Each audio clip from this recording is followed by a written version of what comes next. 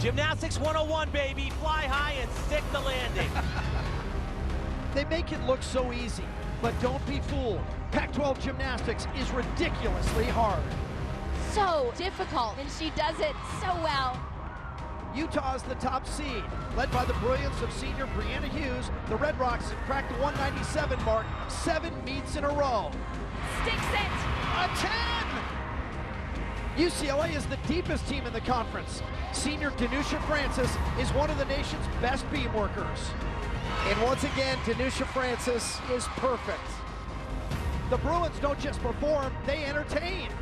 How good is this? You gotta please the crowd when you're in Hollywood. Both teams will be challenged by California, which features the remarkable Tony Ann Williams. If you're not a fan of Tony Ann Williams yet, you should be. She's a powerhouse for this Cal team. Her all-around talents led the Bears to their highest score ever last week. Under the radar, but still a definite threat, is Oregon State and junior Maddie Gardner. The Beavs have won the conference title twice in the last 5 years. The 2016 championship trophy waits ready for the team that makes the difficult look so easy, better than anyone else.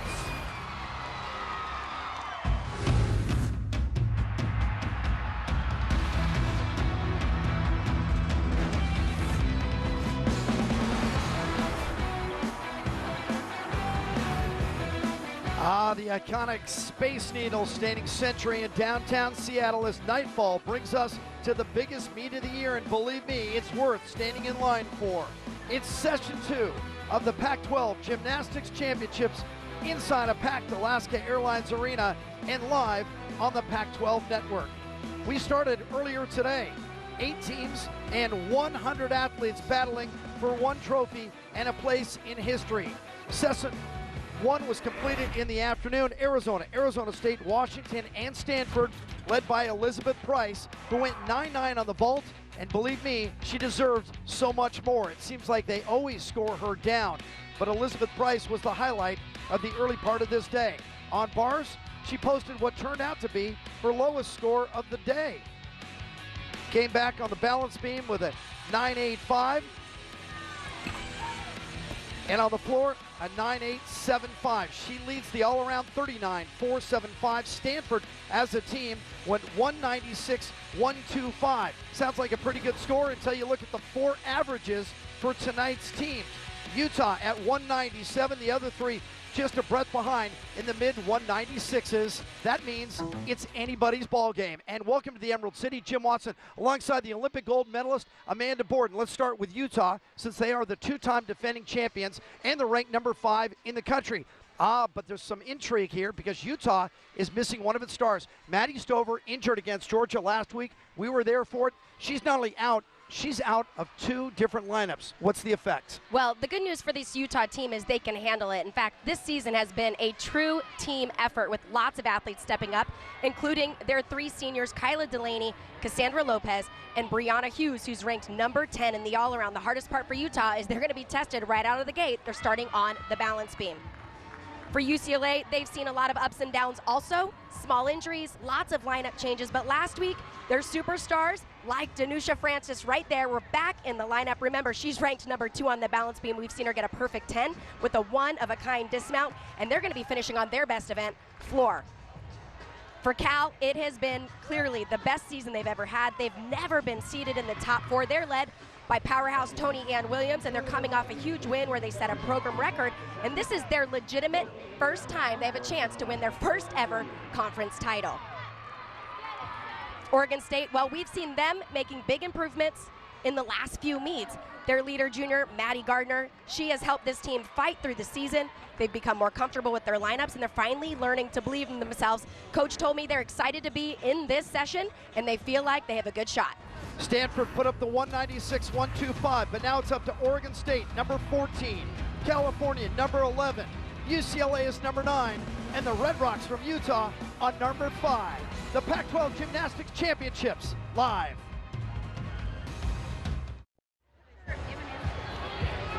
The Conference Gymnastics Championships date back to 1987. UCLA has won by far the most, 16. Only 4 teams have ever won a title: Oregon State, Stanford, and Utah being the others. And Utah, of course, a latecomer to the Pac-12 Conference. Utah, the two-time defending champions, and Utah and UCLA tied in the regular season, both going 5-1. UCLA beat the Red Rocks in a close one at Pauley Pavilion. If you're new to gymnastics, this is the way we do it. 2 sessions. Remember, Stanford already won session 1 earlier today with a 196-125. That is the number to beat. 4 rotations. We're going in Olympic order, and so that means UCLA will start on the vault, Utah's on the beam, California on the bars, and Oregon State begins on the floor. You will see every gymnast on every event. For Utah, we talked about her at the top. Maddie Stover, who's one of the best beam workers in the country, is out. Separated her shoulder against Georgia last week. It not only hurts Utah on the balance beam, but also takes her out of the floor, and that means a freshman goes in her place. We go down on the floor. Sam Peshek, what's the effect of this without their star on the balance beam? Well, it makes matters worse, doesn't it? Yeah, they do have to start on beam, and beam is known as the make or break event. But for these teams, and especially Utah, they have the experience to handle the pressure of starting on beam at the Pac-12 Championships. The real struggle, like you mentioned, is that beam anchor Maddie Stover is out with a shoulder injury, and freshman McKenna Merrill is set to take her place, which could open the door for other teams. Utah is the favorite, but it is not a lock for this championship title. The wild card is UCLA, and Cal has so much excitement since it's their first time being seeded top 4 in the conference. So, Jim, there's a lot of pressure on all 4 of these teams. We'll see who steps up. Absolutely, and let's not worry too much about Utah, even though they lose Stover. McKenna Merrill has put up 9.8 on beam, 9.875 on floor. Utah is deep. UCLA begins on the vault with one of their stars, Angie Sipra, the junior from Mesa, Arizona. 3 times this year, has gone 9.85. She is a great vaulter, very powerful, and that is a great start. You know, you see this vault over and over, so we talk about what do they separate these vaults by? Well, she's excited because she knows she had it all. It was the height and the distance, and it was a clean landing. And we're going to see that later in the meet when she's on floor on her tumbling passes as well. California is a huge threat tonight. As Amanda told you earlier, they have never won the Pac-12 Championship. They have never been in a better position to do so. Number 11 in the country, and coming off not just the best score of the year, but the best score in program history, a 197.5. That could be good enough to win here, starting on the bars. Well, this is going to be a very important rotation for them. It's containing the excitement to be in this session for the first time ever. Big double layout, small hop back, but a solid start. Emily Richardson's going to be busy tonight. Besides bars, we should see her on the beam and the floor, and there's a lot of pressure on her. They're expecting, well, she leads off on a couple, and she closes on another.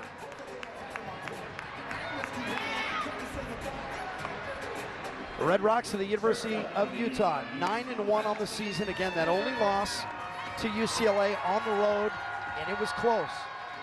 4th straight year, they are the number 1 seed. They begin on the balance beam, where they are ranked 4th in the country, but again, without their best, Maddie Stover in the anchor spot.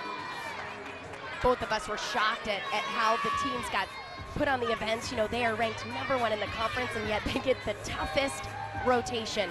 Yeah, that's a draw that happens before the season even begins. Samantha Partika with the leadoff. She has 4 wins this year. One of those has come on the balance beam.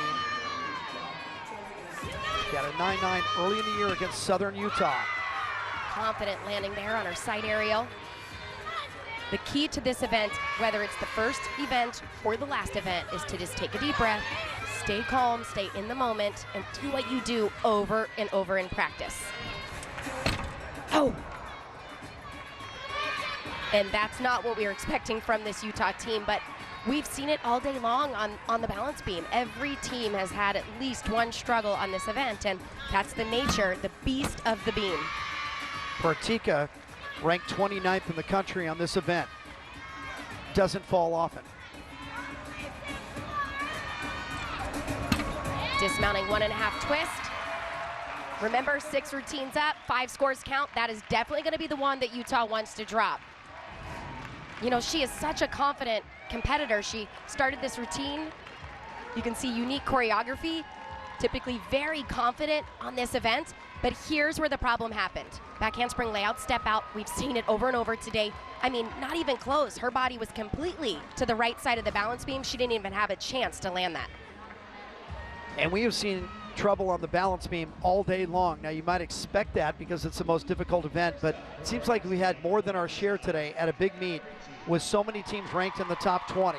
Oregon State begins on the floor with Taylor Ritchie, the junior from North Vancouver, British Columbia. Her scores have been picking up on floor over the last 4. Her best came against Stanford, 9.875.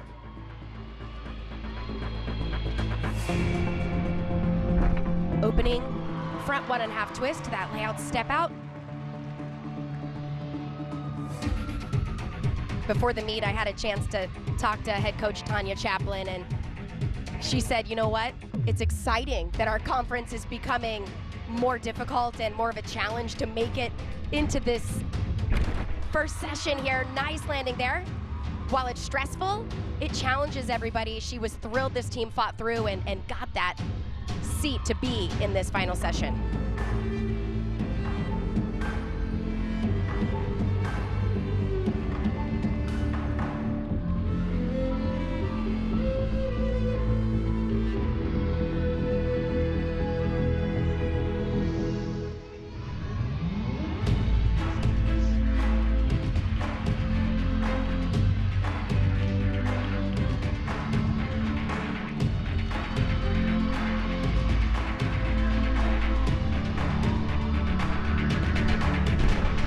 Finishing 1.5 twist to that front layout, took it right to the yellow line, but stayed in. That's Taylor Ritchie. Good start for Oregon State. Tanya Chaplin, the head coach, in her 19th season, Oregon State's all-time winningest coach. And they have won this conference title 2 times in the last 5 years. In fact, back in 2013, they set a school record with a 197.850. Angie Cipra rewarded with a 9.8 starter for UCLA. You see Valerie Condos-Field, the head coach, in the background. She's in her 26th season. Janae Honest is second up for the Bruins. Honest has a win on vault. Went 9-9 against Oregon State. And a great vault for her today. I think it's been so fun to watch this young lady improve every single week. Her detail, you can see a little bit of form on the table. That's the one thing she still struggles with, but probably the best landing I've seen her do this season. UCLA on the vault is a top 10 team, and their season high is 49.375, and that came just 2 meets ago. Emily Richardson, 9.75 for California. Here is Amber Takara. This is one of our featured performers tonight on her best event. The uneven bars. She has a season high of 9.9. Difficult combination there, that Ginger connecting down to the low bar. It looked like her legs came apart just a little bit. She hits that final handstand, setting up full twisting double back, and just that hop back. Right now, that's the only event she is scheduled to take part in. So that might be the end of her program right there. But keep in mind, there can be, and usually are, constant changes to the lineup. Partika with the fall suffers the 9-3. Hands off to Kyla Delaney, the senior from Yorba Linda. That's down in Southern California in Orange County. 3 wins this year, but none of those have come on the balance beam. She has gone 9-9. Her problem, like most people on the beam, inconsistency. Well, she was out of the beam lineup for a couple weeks. And last week she came back in and struggled on that element right there. Looks like she took that step forward, just a little bit of nerves. You can see even just on those dance elements, just kind of checked it a few times, but solid on that jump combination. Looks like she's finding her rhythm.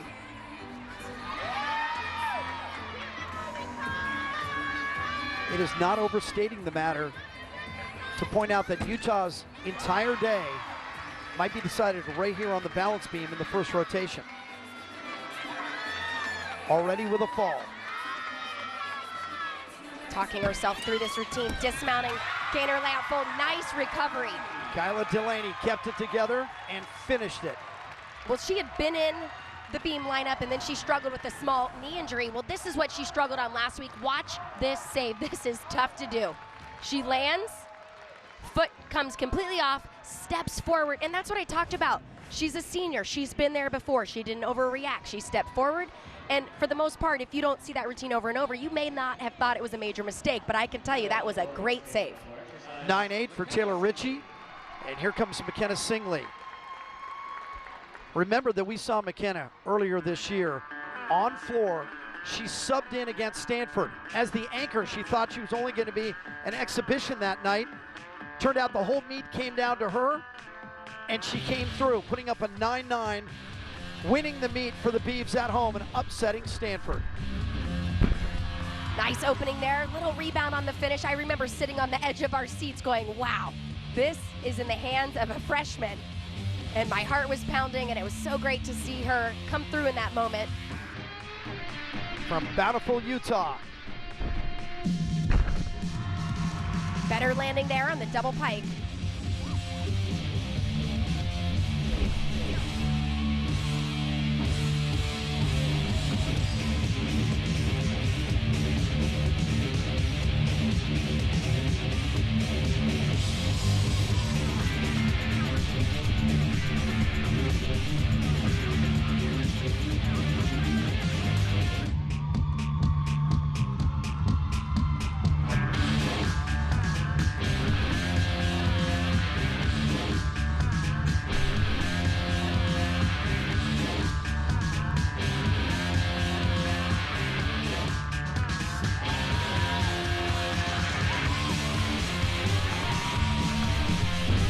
Finishing front 1.5 twist. McKenna Singley. Great routine. I'll tell you what, everybody's talking about Utah, the defending champion, and UCLA as the two teams to beat tonight. We know how dangerous California can be. Oregon State was almost dismissed at the beginning of the year after losing Erica Offiero, who would have been a star all-arounder, Danny DeSaints, one of the best vaulters in the country, and Oregon State has slowly rebuilt into a top 15 team. They can be dangerous. Back to the vault for UCLA, and here is Pualani Hall. Performing a difficult Yurchenko 1.5. She's gone 9-9, holds on to it. Was not easy. That is a difficult vault to land, the 1.5 twist. It's Randy Lane, assistant coach. First one to greet her. We've seen her struggle with this vault. Land it short, over rotate. Well, today the landing was perfect. You could see she bends those knees just a little bit early to prepare for the landing. She needs a little more height right there. Needs to be a little more patient on the twist, but I'll tell you what, the landing doesn't get much better. Very nice. Pua was the national vault champion level 10 back in 2013. 9.75 and a 9.775, two starters for California.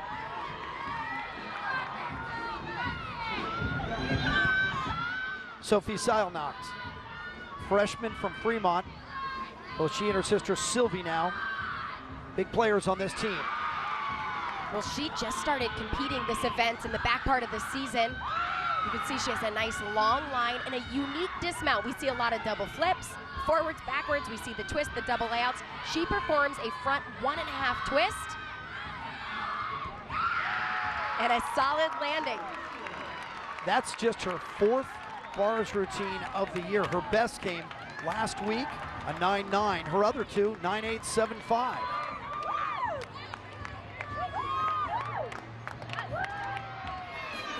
.985 for Kyla Delaney. This is where it changes for Utah. Normally, Maddie Stover would be in the lineup at the bottom. They replace her with a freshman, McKenna Merrill, and they move Big Mac into the third spot. They already have a fall, and the freshman knows it. Her season high, 9.8 at California. She was in the lineup for the first 4 meets of the year, and now in the last 2. Oh.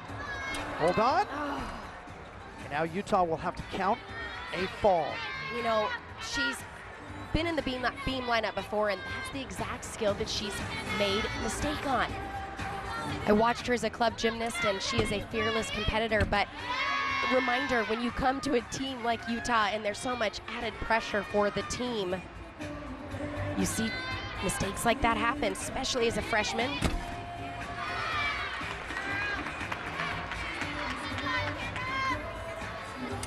Artika's ball ended up with a 9-3. Again, dropping the low score. They still have 3 more to come. Lopez, Rowe, and Hughes.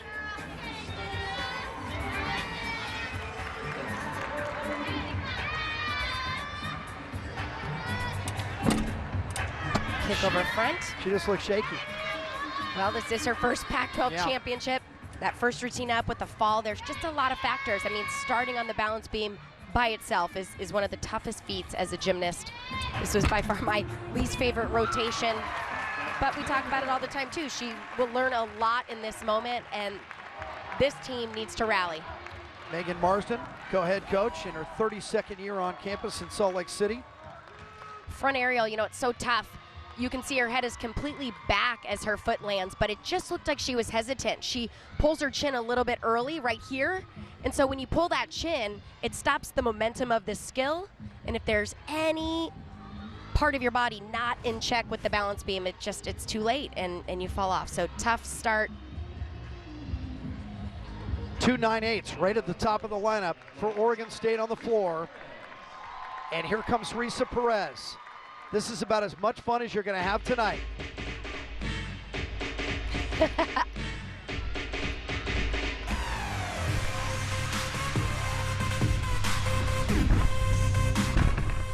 Starts double pike. We're going to see some amazing floor routines, but Risa, I mean, every time you walk into the building, I mean, she just makes you smile. She comes over, says hi to us every single time. And she does her own choreography. That is not easy to do. She's been doing it since she was a kid, level 8. The good news is you can improvise, which we've seen her do as well. We saw her improvise on the balance beam. Who does that?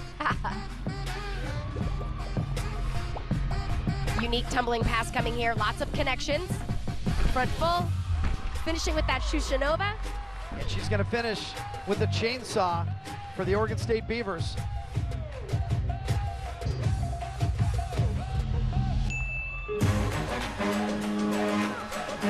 It's all the little nuances. The facial expressions, the personality.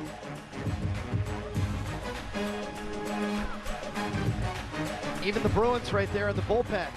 They can't help themselves. It's infectious. There's your chainsaw. A lot of Oregon State fans have made the drive north. It's about a 4-hour drive from Corvallis, maybe a touch more with traffic. Right into the arms of her head coach, Tanya Chaplin. Well, she's always fun to watch, as well as the great gymnastics 1.5 twist to the front layout half. But watch this, great flexibility, and then drops it right down. And this is what everybody loves. The Oregon State fans on their feet celebrating that routine, and that should be another great score for them. Risa competed both on floor and beam at the NCAAs, and she'll do the same today. Scores going in the right direction for Coach Val and the Bruins.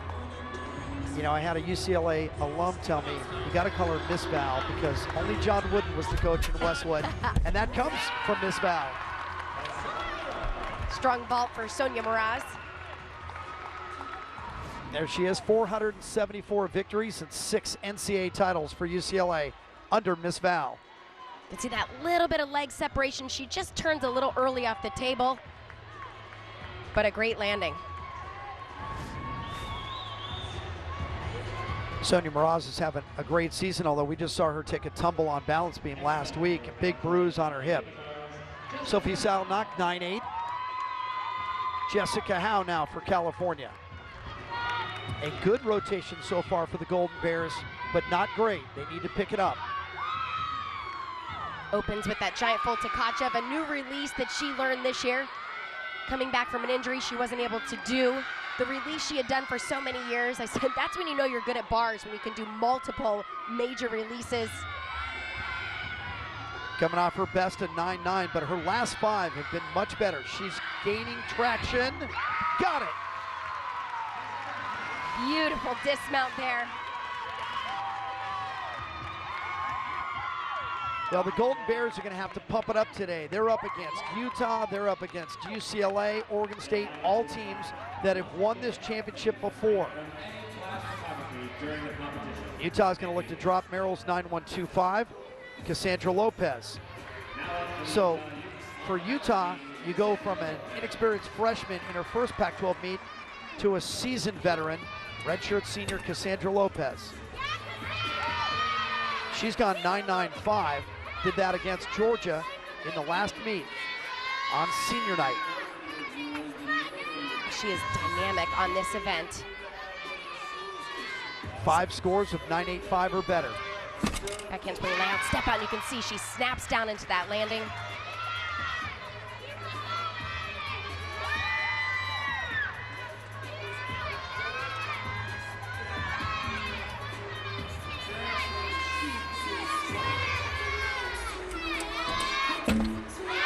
Powerful punch front. Little off balance on the connection, but you would never know. There was no wobble. If Utah suffers another fall, their chances of winning are cut in half. That's how big this first rotation is for the Red Rocks.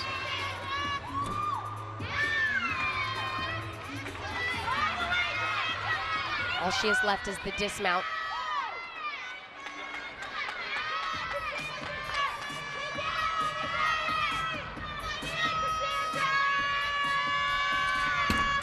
Finishing double full.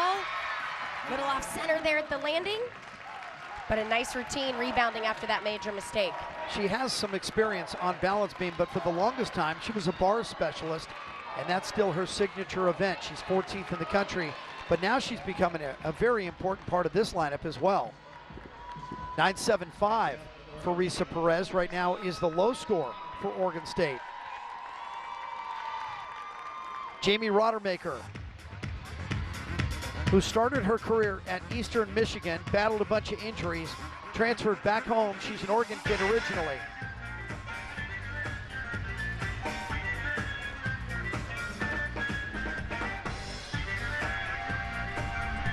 She has a couple of wins on floor this year. Great first tumbling pass, front double full, connected to that front tuck. And if you're looking for consistency, you found it. She has 10 floor exercises this year. Every single one of them is a 9.8 or better. Every one.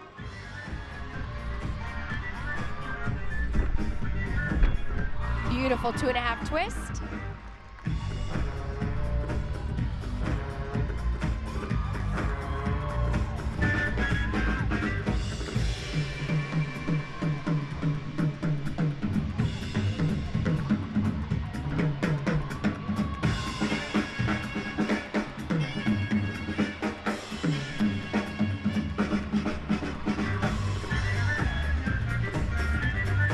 Oregon State is one of the better teams in the country on floor, but they're not great. They're ranked 21st. The difference? Been getting better as the year wears on. Their last 5 have all been better than 49. And a great routine for Jamie. Clean tumbling, nice landings. Beaver Nation in full throat on campus at the University of Washington. Oregon State always comes to the Pac-12 Championships fearless. They always feel like they're overlooked and undervalued, and they'll make you pay for it. Sonia Mraz, 9.825.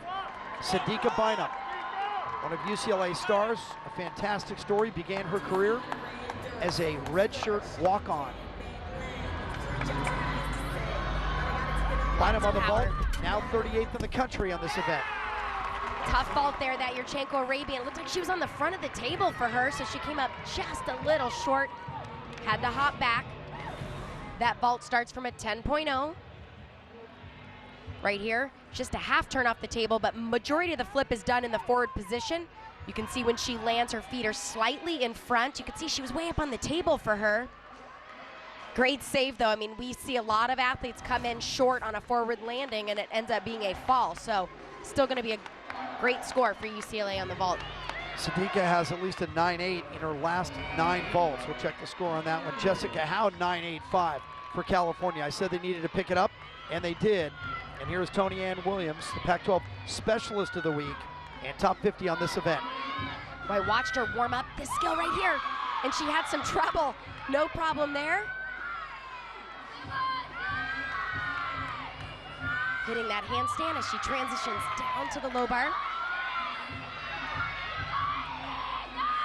Nailing that last handstand. Finishing full twisting double back. Step back on the landing. 5 years ago, they talked about canceling the gymnastics program at California. The paperwork had been filled out. It's all changed since Justin Howell has come on campus in 4 years, taking them to 2 straight regionals. They got the money together, not only saving gymnastics, but 3 other sports, including baseball. And now it's one of the prides of the entire campus in the East Bay. California ranked number 11. 9.775 for Cassandra Lopez. Utah continues to limp through its beam lineup. Bailey Rowe, who is 41st in the NCAA on balance beam, does have a win and a couple of 9.9s. And for Bailey Rowe, this is a homecoming. She's from Federal Way, a little bit south of here. It's still in the Seattle area. She is a great beam worker. This will be her first test right here. Triple series, 2 back handsprings to that layout, step out. Beautiful. Very clean.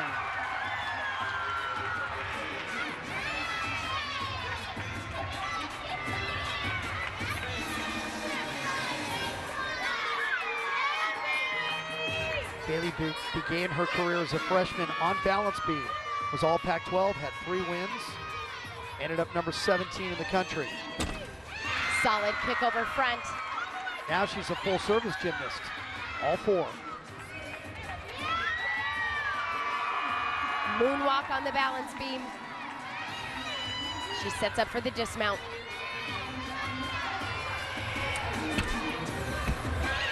One and a half twist, beautiful routine, and that's exactly what this team needed right now. Sure did, Amanda, you nailed it. That's gonna be their best score. Well, this was solid from start to finish.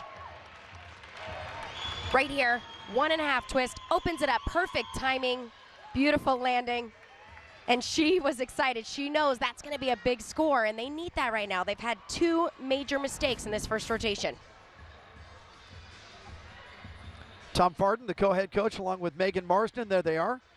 2 of them together for the first year. Megan, of course, split the duties the last 6 years with her husband, Greg Marsden, who built the program. Maddie Gardner is one of the favorites this year for the all-around championship. She is top 20 in the country in the all-around. She has won on floor. She did it against California with a 9.9.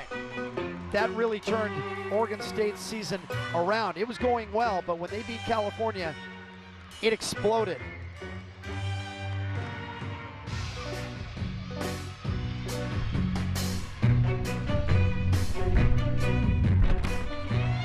Solid 2.5 twist to start this routine. During the warm-ups, I happened to be in the corner where Oregon State was stretching, and she was over there dancing and having a good time, and head coach Tanya Chaplin says, that's not how it was when she was a freshman. In fact, she said, show me what you looked like as a freshman, and she stood like a soldier. She said, I was never allowed to smile or have fun, and so in her short time here at Oregon State already, she's just learned to enjoy gymnastics, and it shows. She's become a great leader with consistency. Well, she's just more playful with her teammates, too. You'll see it tonight in the background of shots. She has more fun. I think she does it to help herself relax, and it's working. I know as an athlete, for me, if my coach told me to get too focused or think about the win, that's when I blew it. I was more comfortable just going out and doing what I love, and that's performing gymnastics, and you can see that with this Oregon State team. She finishes up right here, double pike. Very nice. That is a good start for Maddie Gardner. All the all-arounders are chasing Elizabeth Price from session 1, who went 39.475. And 5 solid scores for Oregon State on this first rotation. In the first session, we saw every team struggle. And Oregon State, it's been great. Look at this run for UCLA. All 9.8s. The last Bynum with a 9.825. And here is Preston. Madison Preston, freshman from Loveland, Ohio. We talked to her dad before the meet. He was a little nervous, but he was trying to laugh it off. Oh. She's okay. What happened, Amanda? Wow, it looked like she slipped. I'm not sure exactly what happened. She came jammed into the table. Take a look right here. Yeah, right here on the board. She came into the table, those shoulders totally closed. That could have gone really bad. She came in close to the table there. Well, that's about the best outcome. She lands softly on her knees, moving away from the table. Yeah, you know, this table is made of like a basketball surface, and so if you come in at the wrong angle and you have a little sweat or too much chalk, your hands can slip. The good news is she's a very good vaulter, knew exactly what to do. She did not lay the vault out. She didn't attempt to twist. She tucked her legs in, flipped it over. It looked scary, but it was pretty safe.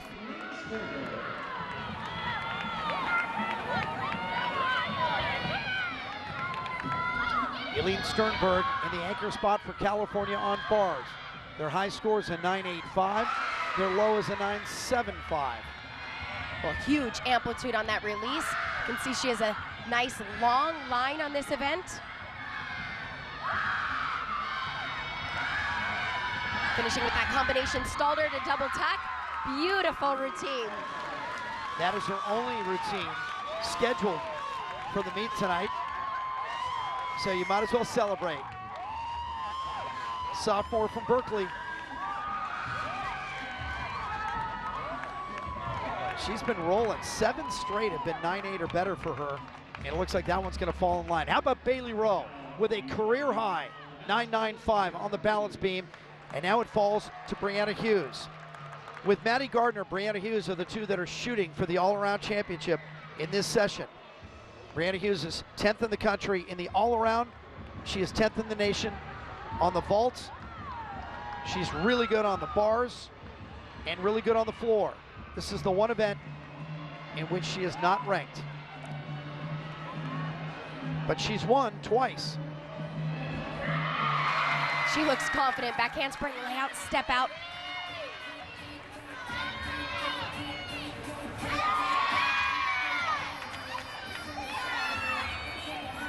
How bad does Utah need this? Oh, you know what? I watch these teams. You talked about it earlier when a freshman struggles. It doesn't matter. When I see any team struggle, my heart just starts racing. I want to see every team finish strong. I want to see every team do what they're capable of doing. We know what Brianna is capable of. We know what this Utah team is capable of, and she needs to keep it together.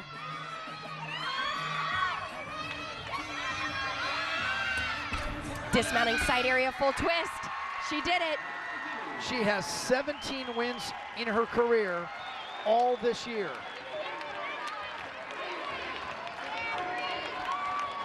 So Utah was able to bail water and keep the boat from sinking early. They're still in it. And Brianna Hughes comes over and says something to Megan Marsden. Back-to-back 9.85s for Oregon State on the floor. Katiana McMillan, she hasn't been feeling well this week. But she's out here and ready to go.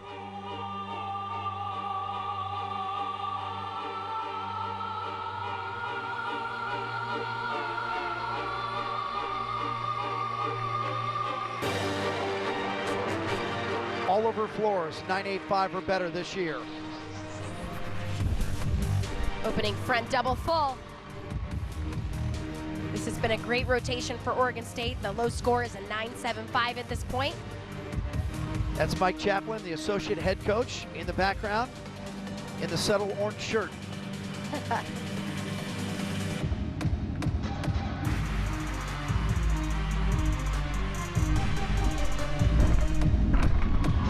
Beautiful second tumbling pass.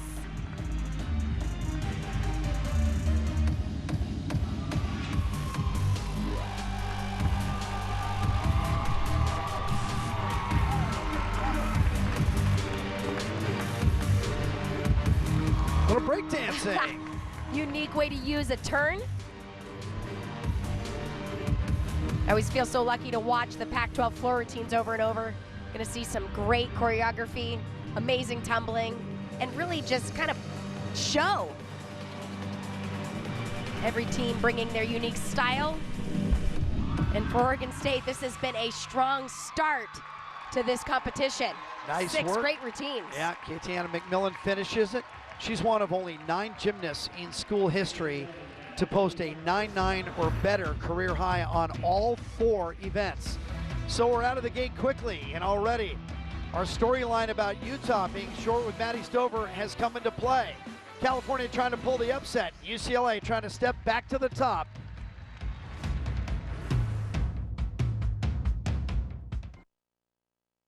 Brianna Hughes. She has not only become an all-arounder as a senior, her level of confidence and her leadership for this team has been tremendous. And it comes down to this right here, double tuck, sticks it. A 10 to close out the meet. I cried at the top of the show watching the seniors come out, and I have tears in my eyes. It was an emotional night in Salt Lake City on senior night. Brianna Hughes from Minnesota in her final home performance puts up a 10 on the floor, and Utah beat Georgia. But look what's happened to Utah in their opening rotation on the beam, just a 48-7-7-5. That means Utah now has the rally caps on for the rest of the night. They had to count a fall. Samantha Partika and McKenna Merrill both suffered step-offs, but look at the back end of that.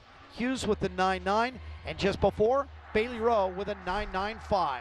Well, this was an uncharacteristic beam rotation for Utah, but those final 2 competitors, when they needed them most, they delivered. Bailey Rowe has come a long way on the balance beam, learning to conquer the pressure. Her triple series looked confident, big smile, dynamic throughout this entire routine, and then finished it out, round off 1.5 twist, nailing the dismount. Remember, they had 2 falls early in the lineup. They did still have to count a 9.3, but her 9.95 definitely helped. Utah's going to move to the floor. They just finished on the beam, which normally is one of its strengths, but because of the falls, they just had to survive it. We go down and check in with Sam Peshek, who's with head coach Megan Marsden. You guys have been solid all season long, and you actually had a really solid finish to your beam rotation, but what happened at the beginning of the lineup? Well, I think, it's certainly not the way we wanted to start, but those things can happen at times, and I feel like the thing that we talked about as a group is that every championship includes beam for all teams, and we're going to fight to the bitter end. So I think the girls are remotivated at the moment as we finish strong with some really good beam routines down the stretch. Hey, it's really good practice for the rest of postseason, and I saw you talking to them after beam. What was the pep talk you gave them before heading to floor? Well, we talked about pride, having pride in a strong finish, and that we need to continue to fight because you don't know. And Tom said, do any of us have a crystal ball? And I believe that to be true. So we're going to keep fighting, and I think the athletes got some of the jitters out, and they're ready to do some big floor. Thanks for your time. Megan Marsden, as a gymnast and a coach, part of all of Utah's record 10 national championships. So here's our scores for the first rotation, and Oregon State is in the lead with a 49-150, UCLA 49-125 second, and just behind is California. Utah trying to rally as we move to the second rotation in Seattle.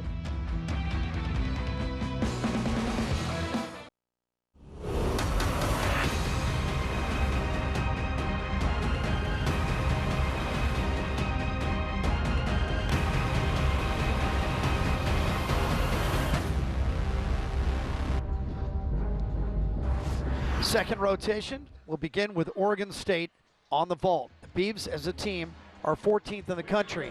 On the vault, just 21st. They've hit 49 3 times this year, but not in their last 4 meets. For Oregon State, this is a critical rotation. Sometimes you take the vault for granted. They can't do it today. Shireen Kamadou's 9.775 is her best. They need more. She was trying to fight that landing. Came up just a little bit short, had to take that step forward. I've said all season long, I've found the vault scoring interesting. So I think when you get all these great teams in one spot, we can really see where they fall in this event. UCLA moves to the bars, number 13 in the nation. 8 out of their 10 meets, they have hit 49, including the last 6. And they begin with their star senior, Danusha Francis. Her season high is a 9.85, but all 9 of her routines have been at least 9.8. She's capable of something special. Big opening here. Releases, connected together, back down to the low bar, holding that handstand. Nailing the cast. All that's left is the dismount. This is where we've seen some struggles. Giant fold, double pike. There you go. Amazing routine. I'm telling you, she just gets better the brighter the spotlight. She loves it. Well, that had all the right details, perfect form. She hit every single handstand. Most importantly, she got this rotation off to a strong start. Again, her best this year is a 9.85, and she even made Chris Waller, the associate head coach, laugh. You can do that when things are going well. Sophie Seilnock, first up on the beam for California. This is a good event for them. They're ranked 19th, and they're coming off a school record on the event, 49.350 last week.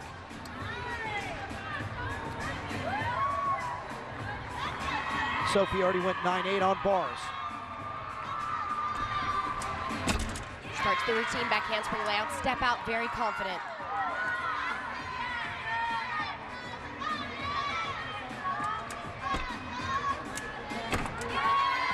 Nice jump combination.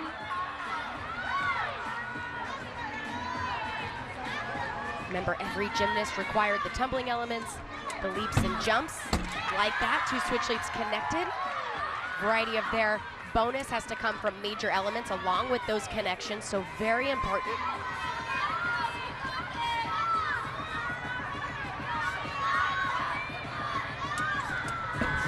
Dismounting side aerial full twist. Big start for Cal on the balance beam. Nice work by Sophie. Looking to major in astrophysics. But the beam isn't that complicated, is it?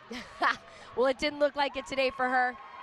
She was confident throughout this whole routine, dismounting with that side aerial to the full twist. Sophie and her twin sister, Sylvie, were brainwashed at an early age. Their dad, Mike, a Cal grad. Utah to the floor. Bailey Rowe just killed it on the beam with a 9.95. She's lead off here.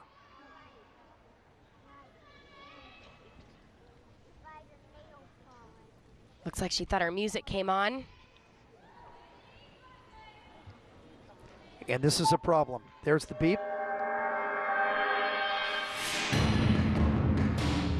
Boy, things just aren't going well for Utah. You can't even get the music rolling at the right time. Got to keep it together. She's a tough competitor. Opening right there, double pike. No music gonna let her mess this routine up. She is confident. She started this competition looking like she was here to win this championship, and it is not out of their reach. They are very strong in the next 3 events, but they are gonna have to be near perfect. Beginning of the season, Bailey Rowe was not in the floor lineup, been added back in, and for good reason. There you go.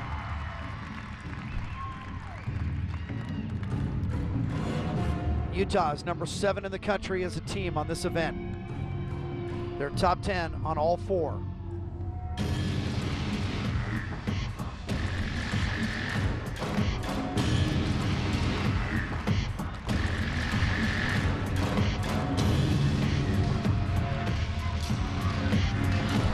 Talking herself through this last tumbling pass. Finishing 1.5 twists to that front layout. I think all of our hearts stopped for a second when they had that struggle with the music. But if anybody can handle it, it's Bailey Rowe. And not only did she handle it, she just put out one of her best routines of this season. She has 5 individual wins this year, 9 in her career. And she's been really consistent, 88 out of 92 coming into this meet. Camadu's just a 9.675, And Oregon State is going to want to leave that score behind, beginning right here with Taylor Ritchie. And Taylor led off the meet on floor for Oregon State with a 9.8. Her best this year on the vault is a 9.825. Great vault. I wanted to wait till afterwards to tell you their last 4 have not been good. Now she just broke out of the slump. Well, we've watched these vaults all season long. The Yurchenko full starts from a 9.95, and I've talked over and over and over. It's about form in the air right there, of course the height, the distance, and the landing. We've seen so many teams perform this vault all season long with the small hop. When it only starts from a 9.95, if you hop, you're automatically at a 9.85, and that's not including any deductions they find in the air. So very important for them to put these clean landings on. Danusha Francis, 9.875, good starter for UCLA. Sonia Mraz, who always seems to put up a 9.8 or better, 6 times this year. She is UCLA's #1 point producer this year. Consistently in the bar lineup. She starts with that confident transition, but this is where the majority of her routine gets packed in right here. Major release. We see that Tkachev performed a lot in the reverse direction. And winding up, finishing double layout, came off just a little bit early. Nice fight there. She took a step forward, but stayed on her feet.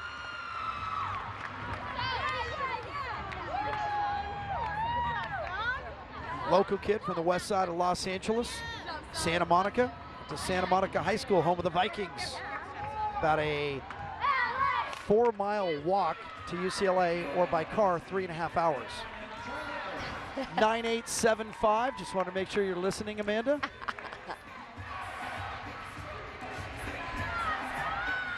Charlie Owens back to the beam.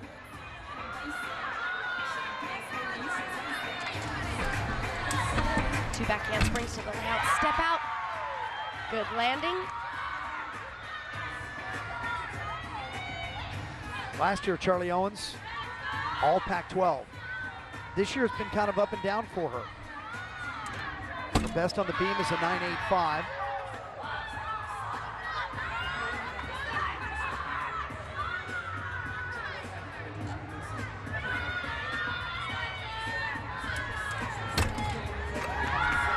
Unique combination using the entire balance beam. You know, you watch this team and you can see their energy. They have a blast and they've set record after record. Excited to be in this session, and the pressure doesn't seem to be getting to them. 2 for 2 on the balance beam. Charlie Owens, the junior from Alta Loma, California, who says she either wants to be an anesthesiologist or a sportscaster. You can do both. I've been putting people to sleep for years. Well, this is a great routine for her. She finished with that double full, just the hop back on the landing. But like I mentioned, they are 2 for 2, and that's a solid start on the balance beam. There's Elizabeth Crandall Howell, assistant coach and wife of Justin Howell, and of course Elizabeth in her own right, a 7-team member of the U.S. national team. Awesome gymnast. 9.9 starter for Bailey Rowe. Freshman McKenna Merrill. Remember, McKenna fell on the balance beam. Now she has to purge that thought from her mind. Front double full, punch front out. A lot of twisting, tumbling passes in this routine. This is a good event for her. Her season high, 9.875, and she has 2 of those.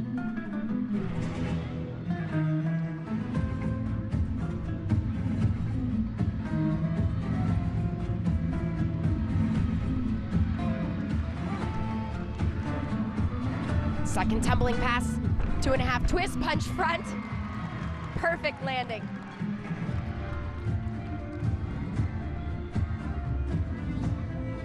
Beautiful flexibility and long lines she showcases in this floor routine.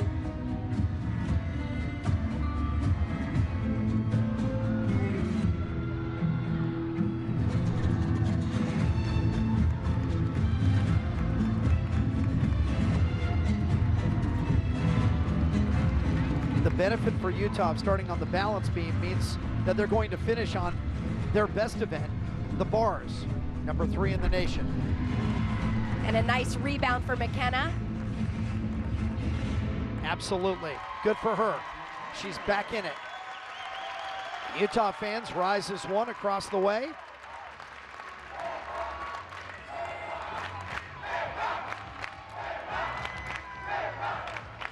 Always fans that are so appreciative of great gymnastics and here to root this team on.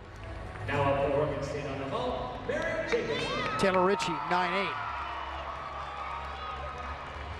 Here's Mary Jacobson, a former Pac-12 Freshman of the Week from Puyallup. That's up here in the Seattle area at the bottom of Puget Sound. With a big vault. Wow.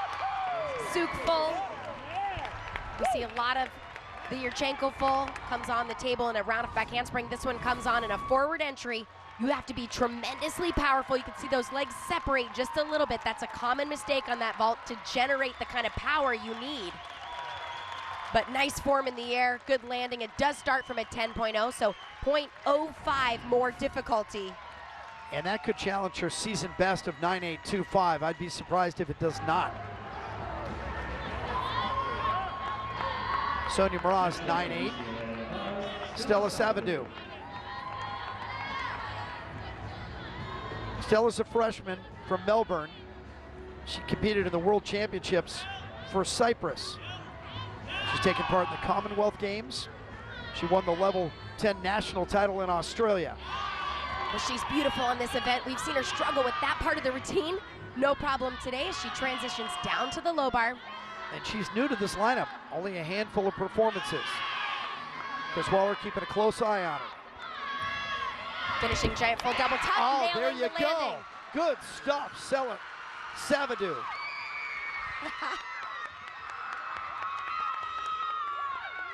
This is exactly what you want to see from all the teams. They're rallying, they're finding their rhythm. Quite often that first rotation, you can kind of feel everybody has nerves, a little bit of jitters. Well, now they're all settling in and the energy is picking up.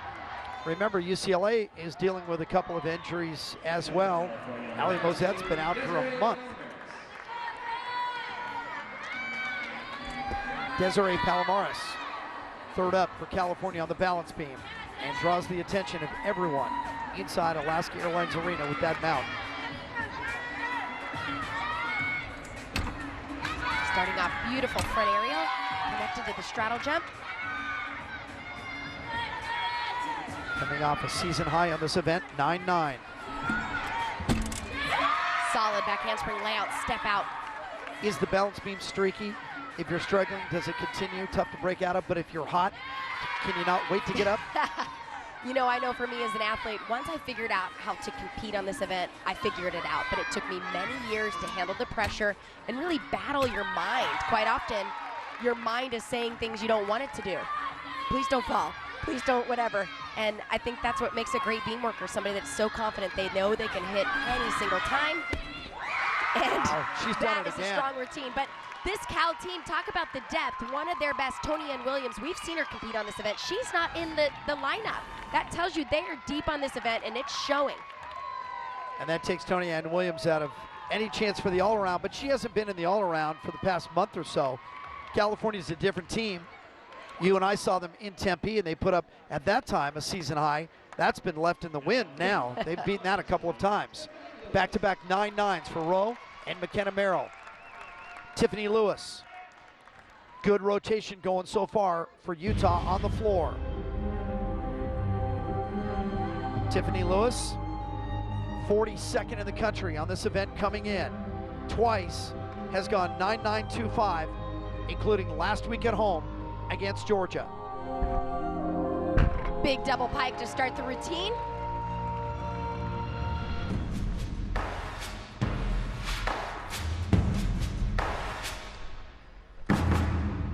A 3-event starter as a freshman at the NCAA Championships.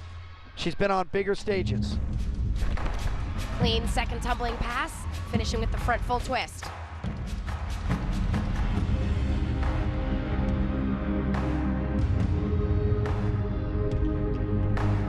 Beautiful flexibility there on the straddle jumps.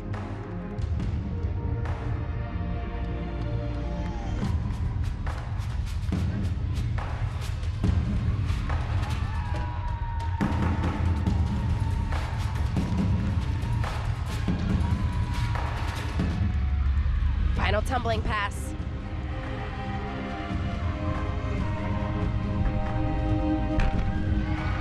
Beautiful double tuck to finish the routine.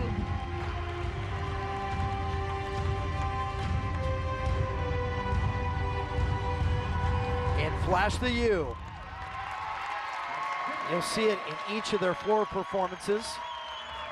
In homage to their fans who once again packed the Huntsman Center.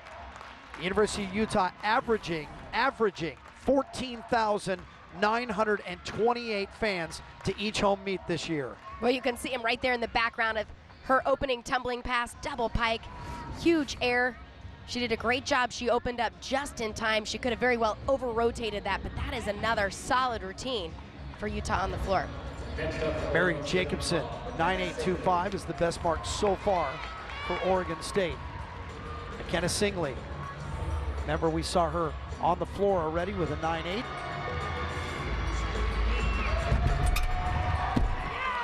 This freshman is pretty good all of a sudden, isn't she? They're putting up some of the best vaults I've seen from this team, and it's the right time to do it. She too breaking out of a slump here. Her last 5 vaults have all been below 9.8. I think it's safe to say that'll be above 9.8. Yeah, the one thing the judges could take is a lack of amplitude. She wasn't quite as high as we see some of the other Yurchenko fulls from these top teams. And the tough part about that deduction is it's subjective. It's what the judges feel they can take on that amplitude. Savadu with a 9.875 for UCLA. Melissa Metcalf.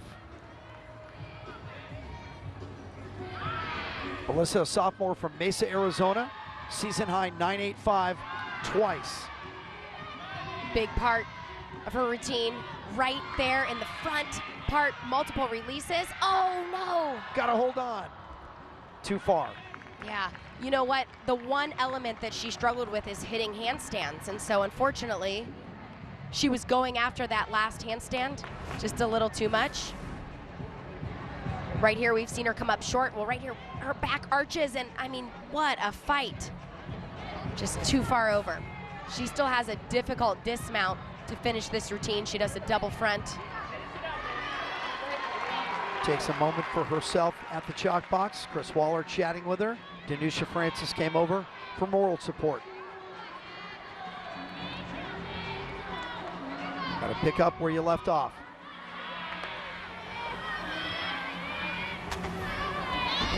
That's all that was left. Yeah, that was one of her best routines until that handstand, gorgeous dismount. But now the pressure's on. UCLA has a mistake. That's the routine they're going to want to drop, and they still have 2 routines left to go. Melissa, former national champion on the bars, level 10 back in 2013. So you know she's disappointed. Palomares goes 9.9 on the balance beam. How about California? Now with Jessica Howe. Cal has a 9.875, a 9.75, and a 9.9. And Howe is ranked on this event and has a couple of wins this year.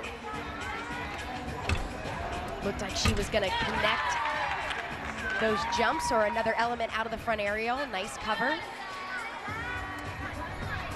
Coming back, solid back handspring layout, step out. Last week in the tri-meet at UC Davis, she put up a career high 9.95. Doesn't quite look as sharp. Just small balance checks on something like that full turn. I think that's what makes the balance beam so difficult is you can get so good at it. Beautiful dismount there, but it's always a challenge. You always have to train the mental side of it. That was a great routine. That's 4 routines up and 4 solid scores.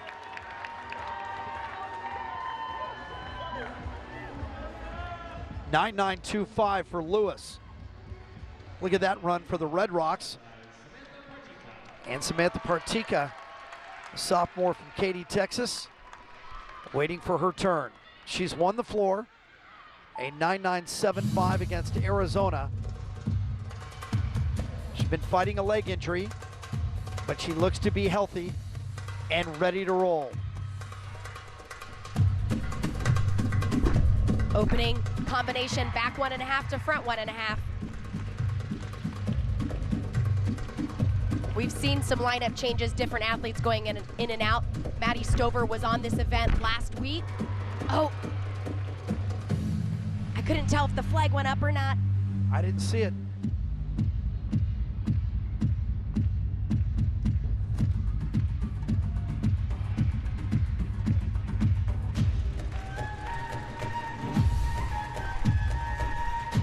Nice flexibility on the leap combination. If you're looking for evidence why Utah was the favorite coming in, besides being ranked number 5 in the country and boasting the best RQS, they just finished off their toughest stretch of the season. 4 straight against top 15 teams, and they won all 4. Stanford, California, Michigan, and Georgia.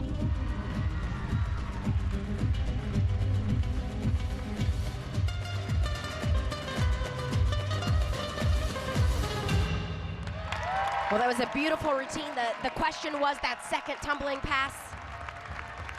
She was a little out of the diagonal and stepped back, and All right, it was hard to see. Yeah, it looked like she tried to keep her heel up, and so that's the question. Does the heel touch the yellow line? Watch her feet. There. Oh, and the flag did go up. The flag went up, but I'll tell you what, I know. think her heel stayed up. I'm not sure it touched the yellow. Now, can Megan Marsden or Tom Farden go over to argue that? It's not like they can go to replay. Wow. And let's see. We're lucky because we get to see, but you know, her heel is up, and so it looks like it's over the yellow line, but I'm not sure that it actually touched the yellow. And the way the out of bounds works is you have to touch the yellow with the heel. And I don't know if you saw it, Amanda, but Sam, after she stepped away from the line, looked over at the flag to say, no, I didn't go out. Yeah. She gave it a little look. 9.775 for Singley. And we roll on. Megan Jimenez for Oregon State next up on the vault. Jimenez has a 9.85 this year. Well, that was probably the most distance we've seen on that vault. Of course, she had that step back, and that's something that happens when you have that kind of power, speed, and distance.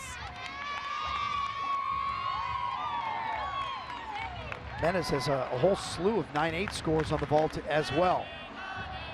So try and forget about Metcalf and move on with Janae Honest and Sofina De Jesus.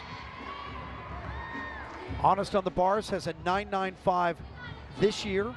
It came in the last meet against Oklahoma, the #1 team in the country. Well, and I've said all season, the one element that she's improved on is her detail, hitting the handstands, her form. You still see her knees and feet just a little bit. Coach Val told me she gave her dancer things that you put on the end of your feet to stretch her feet to make sure she had the kind of detail this team needs, and it has paid off. Winding up, full twisting double back, comes off early, nails the landing. When you come off early like that, you never know where the momentum's gonna be. It could go forward, could go backwards. Well, today she knew exactly where she was, nailed that dismount. She's top 40 in the country on this event, so it's not surprising, but it comes at the right time. Well, you can see right at the bottom is where she let go. That's not easy to do a full twisting double back with that kind of timing, but boy, great job. Sophomore from Visalia in California. Woo! 9.825 for Jessica Howe. And the good rotation continues for California. Zoe Draghi is next up.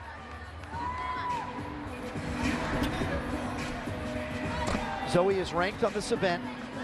She has a win. And her career high is at 9.9. She's had 2 of those this year. She has beautiful presentation on this event. You can see that shoulder flexibility, showcases it in her choreography.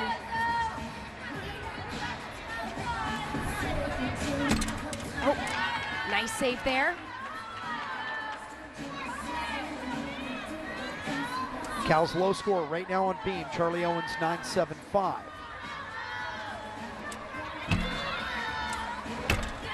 Solid jump combination.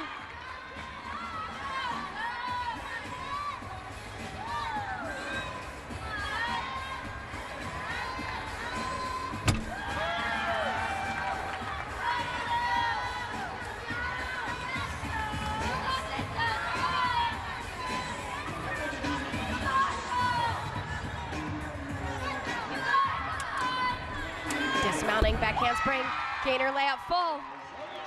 5 routines up, 5 big scores. Good news is their anchor, Emily Richardson, pressure's off now. That's right. Their low score is a 9.75, so that's what they'll look to beat. I talked to Justin Howell before the meet about Emily Richardson being in that point. I said, are you worried about too much pressure? He said, we'll have 5 good scores by then. I'm not worried. And How do you know that? He's right again. Wishful thinking. Partika just the 9.8. Remember the deduction, stepping out of bounds. Sabrina Schwab. She quickly demanded our attention with her presence on the floor. Now she's become one of their best bar workers as well. Nice save there. Little over rotation on the double pike. Very emotional routine. She won twice early in her freshman year on the floor. And there is a message, and Utah fans know what it is in the choreography of her floor. Pointing out how she has been wronged in the past and how it all worked out.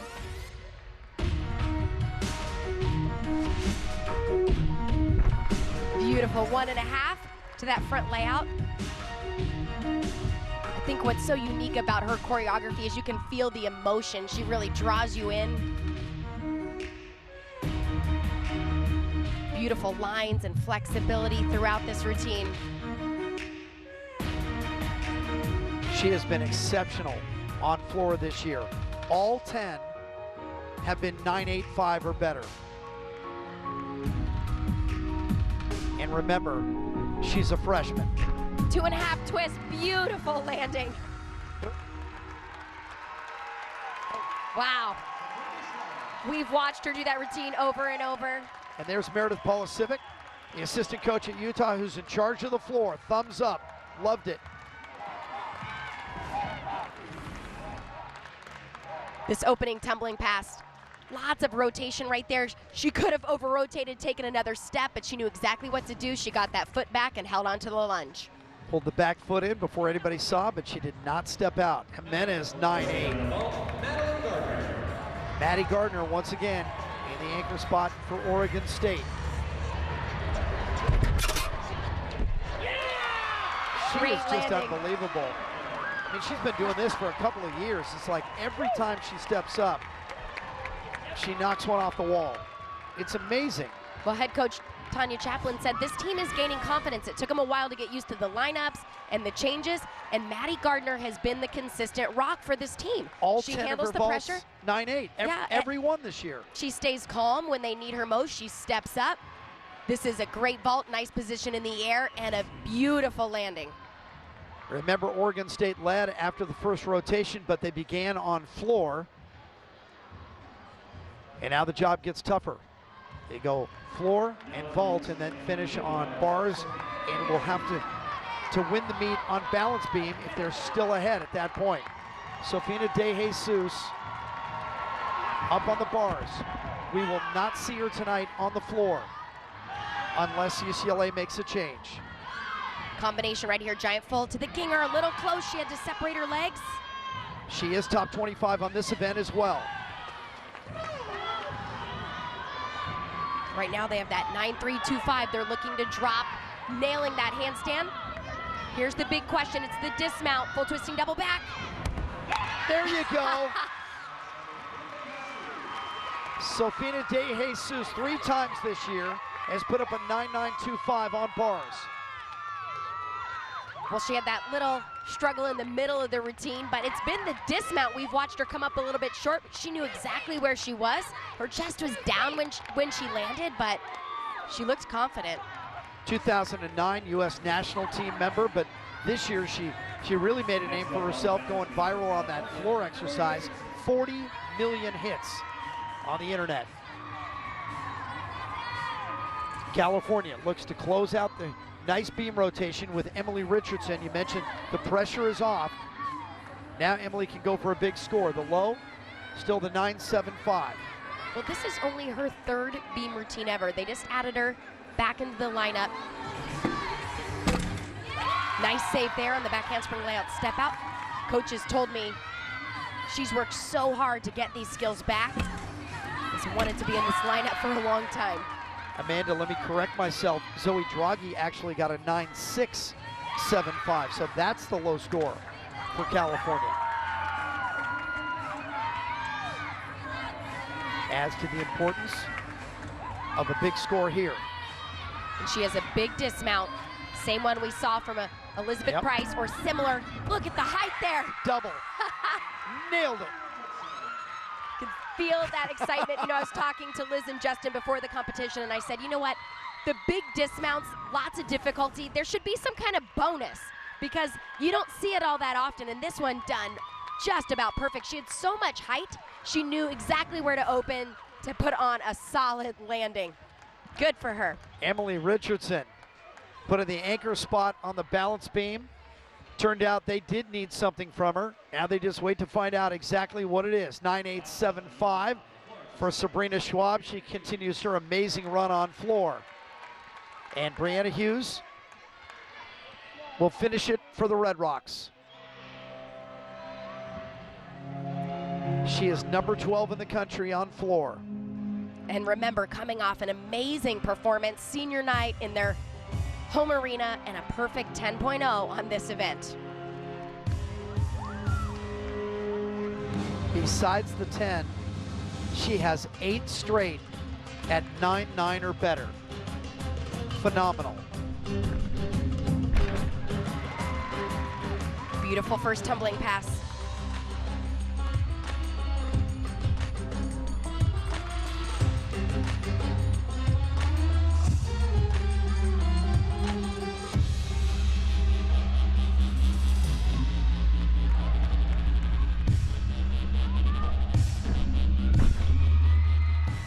Solid combination, 1.5 twist.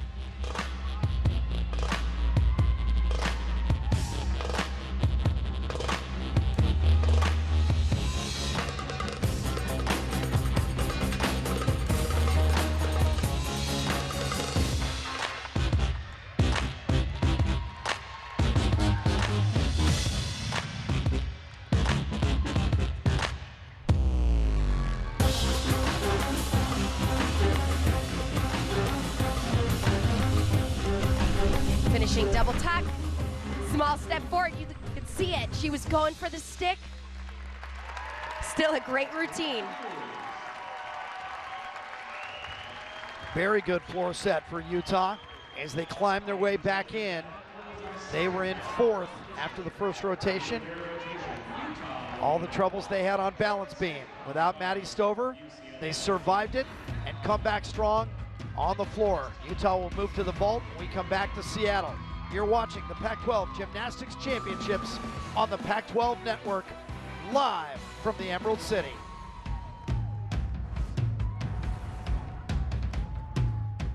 Danusha Francis, this is the most interesting beam work you'll see all year. Well, she is beautiful on this event. A one-of-a-kind dismount, a sideways side aerial. It catches my breath every single time. There's your 10. And once again, Danusha Francis is perfect. Danusha Francis did it last year. She did it again this year. A 10.0 on the balance beam. She's ranked number 2 in the nation on that event. But she's also pretty good on the bars as well. More on that in a moment as you take a look at the scores and realize that UCLA, a strength of a 49.3 on bars, their second best score of the year, moves into the lead at 98.425. California also jumps up, and Utah's back in it at 3rd. Oregon State knocked from 1st to 4th on that rotation. Only a 49.1 for Oregon State. UCLA on the bars, got it all started. The leadoff, Danusha Francis, 9.875. Well, this was a dynamic routine. She had all the right details, nailing every single handstand. And coming down right here, giant full double pike, holds on to that landing, and that was the beginning of the rotation for UCLA. The good news is on the balance beam, she'll be anchoring there. UCLA, number 9 in the country. They've had to overcome some injuries. Danusha Francis has been there all the way through. Her favorite, well, it's the same for us to watch her on, and that's the balance beam. Valerie Condos Field in her 26th season and talking to one of her favorite athletes, Sam Pesek. You guys have been doing great so far today. You came in as the 2nd seed. What do you need to do the rest of the competition to pull out the win? We just need to do us. You know, we do our best when we're having a lot of fun, and we've been able to keep that momentum up. That's all we really need to do. Before the season started, you said how much fun this team was going to be. Have they exceeded your expectations on the competition floor? The only reason they've exceeded my expectations is because they've been consistently fun all year long, and not just in meets, but in the gym. You know, on those Wednesdays where you just are tired, you don't want to train? They're fun on Wednesdays. So they're a blast to coach. Awesome. Well, good luck the rest of the meet. Thank you, Sammy. Valerie Condos Field, 4-time Pac-12 Coach of the Year, 4-time National Coach of the Year. UCLA and Miss Val leading 98-425. At the midway point, there's a 3-way tie for second. Utah, Cal, and OSU.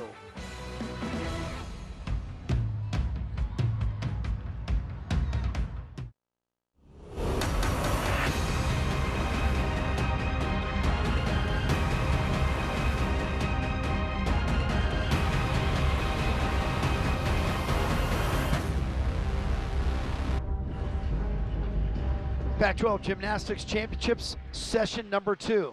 Stanford won the first session earlier today with a 196-1. You see right now 3 teams are tied for second. UCLA jumps in front with that big bar score, 49-3. We move to our 3rd rotation, and that means Utah moves to the vault. Like all the other events, Utah is ranked in the top 10. On the vault, number 8, which actually makes it the weakest event for Utah. They've gone 49 9 straight times, but they have been beaten on the vault in the last 2 meets. Big surprise there. Bailey Rowe in the leadoff. Well, this is a great event for Utah. It's going to come down to the landings. Right there, you can see the power, you can see the technique. It is absolutely beautiful, but she has that hop back. Remember, the vault starts from a 9.95, so realistically, that hop is 1/10. That already puts her at that 9.85 range. They need to bend their knees and absorb those landings. Mariana Calusi-Pelayo, lead off for Oregon State on the bars. For the Beavs, this is their best event. Ranked top 10, 6 times they've gone 49, including the last 4. Mariana has a win on bars and 3 times has posted a 9.85. Beautiful form on her opening release move. Transitioning down to the low bar, hitting that handstand. She's been the leadoff all year long for Oregon State on this event. Her last 7 have all been 9.8 or better. Got it. Look at Brian Amato right there, assistant coach. I thought she totally stuck that landing, and then she just did that hop back as she was saluting. So great routine, great start.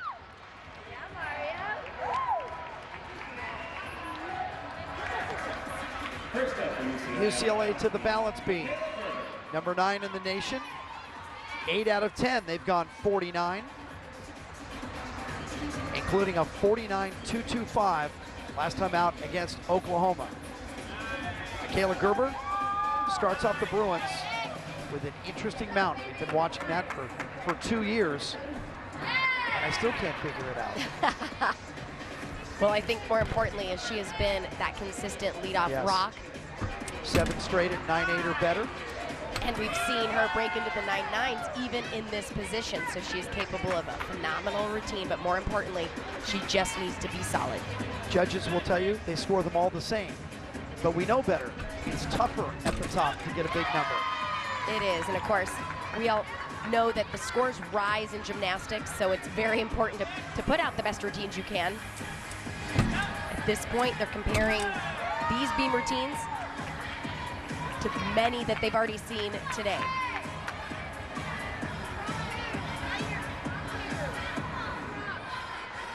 On that last rotation, Cal was the first team today that has hit 6 out of 6 beam routines. So I know for UCLA at this point, that would be their goal. And this has been a solid start. All that's left for her is the dismount. Off the side, gainer layout full. That's why she's the leadoff. Good for Michaela Gerber. It might be her only event of the day.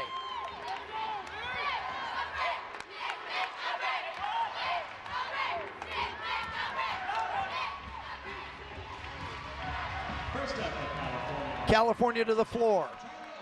Number 12 in the NCAA as a team on this event, coming off a season high and the second best score in school history at the Davis Tri-Meet, a 49-450. They've been 49 all 10 this year.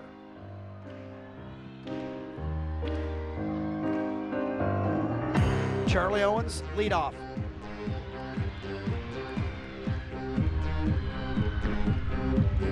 Opening double tuck, clean landing. She's got a couple of 9.85s on floor this season.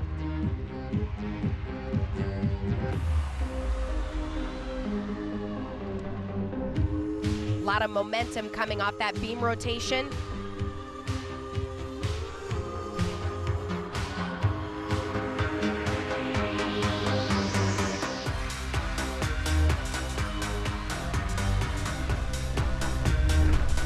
Clean landing there on the front 1.5 twist.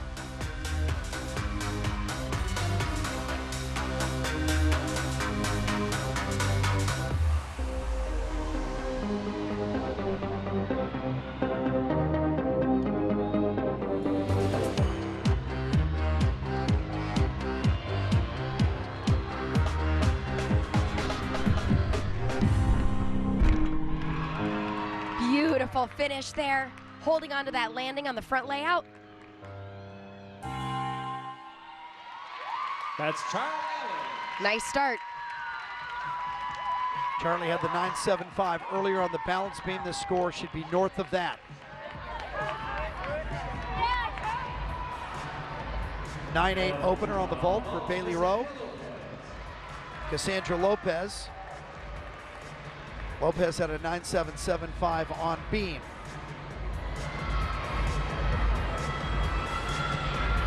She's got 9.85 on vault. That is a fantastic vault. Earlier in the season, she wasn't in the vault lineup. We saw her exhibition at UCLA, and now she's made her way into this lineup, and you can see why. Look how quick she is off the table. Beautiful in the air, opens those arms, and just that little slide back.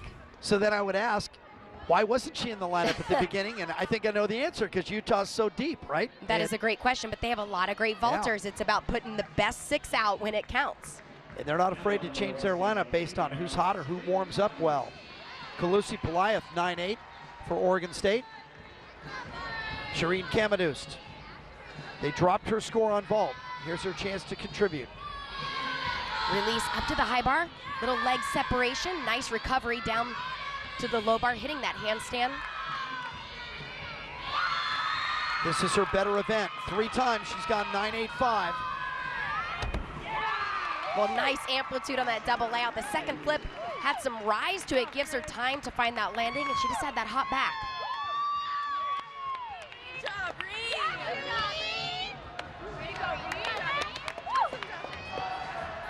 A 9.9 for Gerber on the beam. Sonia Mraz, second up. Well, you're gonna see right there on her leg, you're gonna get a good view of the bruise. Last week, we saw her make a mistake on her tumbling element. It's on her right leg, so just on the other side, but that element happens right here at the top of the routine. She didn't finish the routine, and then she came back and repeated it. This is where she missed, right there. Well, she changed the series. Yeah, she did. She was doing a triple series, 2 back handsprings to the layout. Step out, took that first back handspring out. A very good choice. Look at that bruise. She earned it. I told you it was going to leave a mark, and we've all done it as a gymnast, and that hurts tremendously. But and remember, she walked away from the beam, and then they allowed her to come back later in the anchor spot, which is never easy to do, and then have to repeat the exact same element. And she really wasn't ready for it. Turned out UCLA didn't use the score, and the Bruins were beaten by both Stanford and Georgia, and then lost to Oklahoma.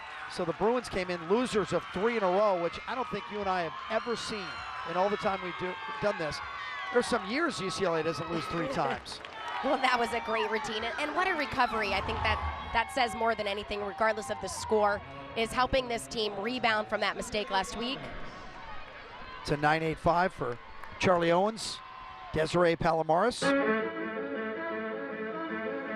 Desiree just tied for the team high on balance beam with a 9.9. She and Emily Richardson.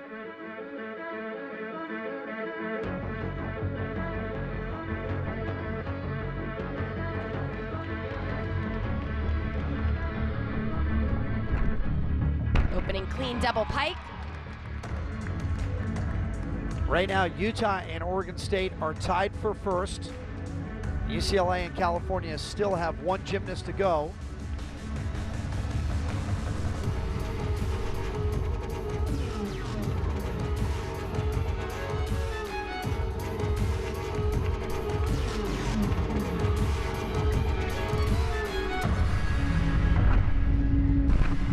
Double tuck.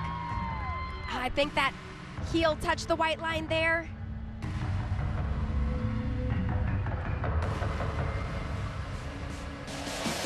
The line judge on this side is very subtle with that flag.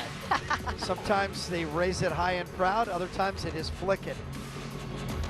It's not for us, not for the fans, it's for the scoring judges.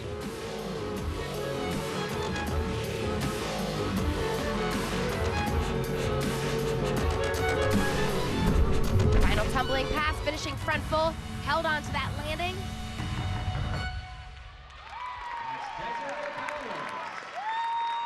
Few mistakes throughout that routine. Last year, California finished 6th in this meet, but 2 years ago they were 3rd. That's a school high. Right now they're in 3rd. This happened so fast right there. You can see she steps back. Oh Yes. yeah, she clearly went over the line on that one. It's tough because that mat is a little bit squishy, so when her foot went down, had it not been there, she might have been able to hold off the white line, but she touched it. 9.825 for Lopez. Samantha Partika. Partika had a 9.8 on floor, but had the fall on beam. She's left that behind. There it is. Beautiful stuff. That's what they need to start doing. I think they have some of the best vaults in this conference, but it doesn't matter if you don't land it like that. She had a 9.875 to win the vault against UCLA. Well, it is all about the position on the takeoff and then knowing where you're at on the landing and having confidence in that. I think a lot of times you see athletes pike it down just a little bit. They don't want to come in short. You got to trust what you train, and it worked today. There's Kari Lee with a hug. Kari Lee should be one of the stars of this team and will be again next year, but she's out for the season. Injured her Achilles early in the campaign. Here comes Maddie Gardner again. Releasing up to the high bar. Taking it back down, holding that handstand. She's got 9.875 in her last 2 meets on this event. Finishing combination, stalled her double tuck. Step back on the landing. 9.85 for Gardner on floor. 9.9 on vault. Now she waits for her bar score. Look at back-to-back 9s for UCLA. And here's Nikki Shapiro. Again, an athlete who has been inserted in the lineup mid-season for UCLA. And she already has a 9.9 on balance beam. She had it against Oregon State in her collegiate debut. 2 back handsprings to the layout, step out. Dead straight. She went 9.8 against Oklahoma last week. I think she was a little off balance and did she cover it? In choreography.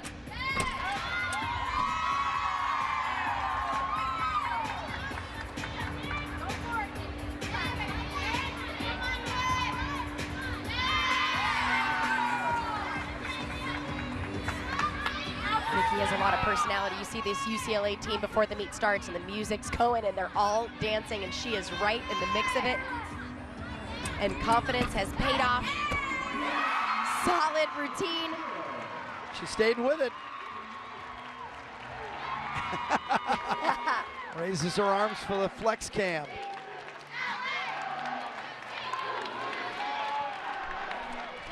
Nikki Shapiro, freshman from Los Angeles. Palomares, a 9.65, so now California needs to turn that around. Ariana Robinson has had a couple of good meets in a row on floor. 9.875 last week in the tri-meet at Davis. Well, she has some unique tumbling. Right here, round off double Arabian. Outstanding. It's unique because we see most gymnasts perform these elements from a round off back handspring. That's where you generate your speed. You're able to generate enough power into the floor to get that height. She has to do all of that from the round off.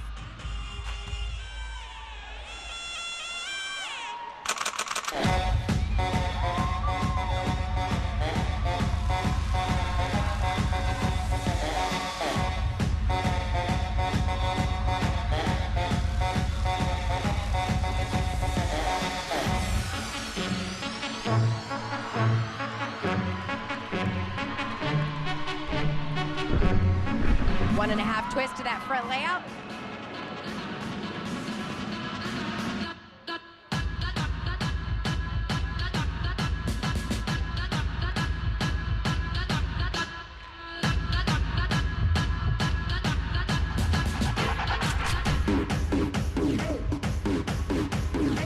One tumbling pass to go. Round off double pike. It's all about the set. Beautiful.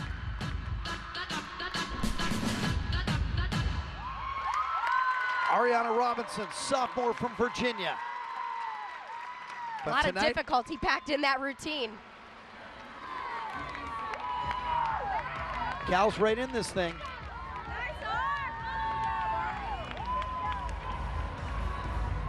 9.9 for Partika.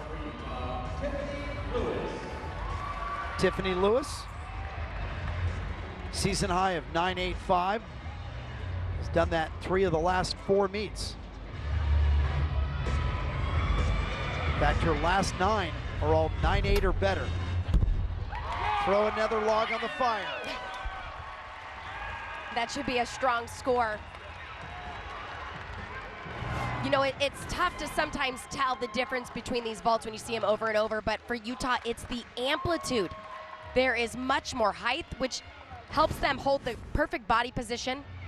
And really, in my opinion, the only deduction they can take is what they're seeing on the landings. 9.8 for Maddie Gardner. Kenna Singley is back. The freshman who's becoming one of the most important gymnasts for Oregon State already in her career. Seems to be coming up at critical times. Nice combination to start that routine. Transitioning down to the low bar. Has a couple of 9.875s. Nailing that final handstand. Beautiful giant fold right on top to the double tuck. Yes. That could match it, if not better it. Because this has been such a strong event for Oregon State, it's been tough for McKenna Singley to get in the lineup and get counted. Well, I think they're happy with that routine in this lineup right now. Gotta be. That was beautiful stuff. 9.9, 9.9, 9.925 for UCLA and Caitlin Ohashi, who has a season and career high of 9.9 twice, including last time out against Oklahoma. She is fun to watch on this event. Tremendous power there. She tumbles down the balance beam like she is on the floor. Nice flexibility on the leap pass. Caitlin already set a school record by being a 4-time Pac-12 Freshman of the Week. No one in the rich history of UCLA gymnastics has ever done that. And remember, Ohashi, the victim of a serious fall on beam earlier this year at Arizona, ended up with a fractured sternum, was out several meets and has come back. And with a new dismount, might I say. In fact, that's where the mistake happened. So they changed it, put in the back handspring layout to the full twist. And she's done a great job with it. UCLA is rolling on the balance beam. And so many meets that you and I have seen and worked have been decided on the balance beam, both good and bad. Well, this, so impressive. She punches on 2 feet. That's what makes it so difficult. And of course, lands on 2 feet. So it's all about power, but she also has to be perfect at the same time. 9.85 for Ariana Robinson. Jessica Howe next up on the floor for California. Season high 9.875, 3 times this year, including her last 2, peaking at the right time. She's ranked on this event. We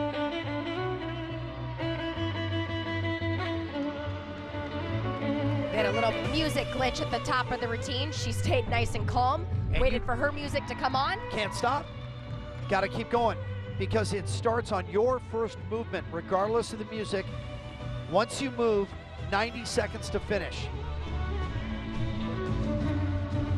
And Amanda, it's so tough for someone like me to relate to this because you want to dance with your music. What happens when your music isn't there or someone else's is playing? Well, we saw that happen at Arizona with Kennedy Schneider, and then she got an overtime deduction because it's really hard. You imagine your music in your head, but when you're not dancing to it, it's very easy to go slower or faster. Plus, most gymnasts would say there's just a sense of emotion when you do your floor routine. It reflects a lot of their personalities.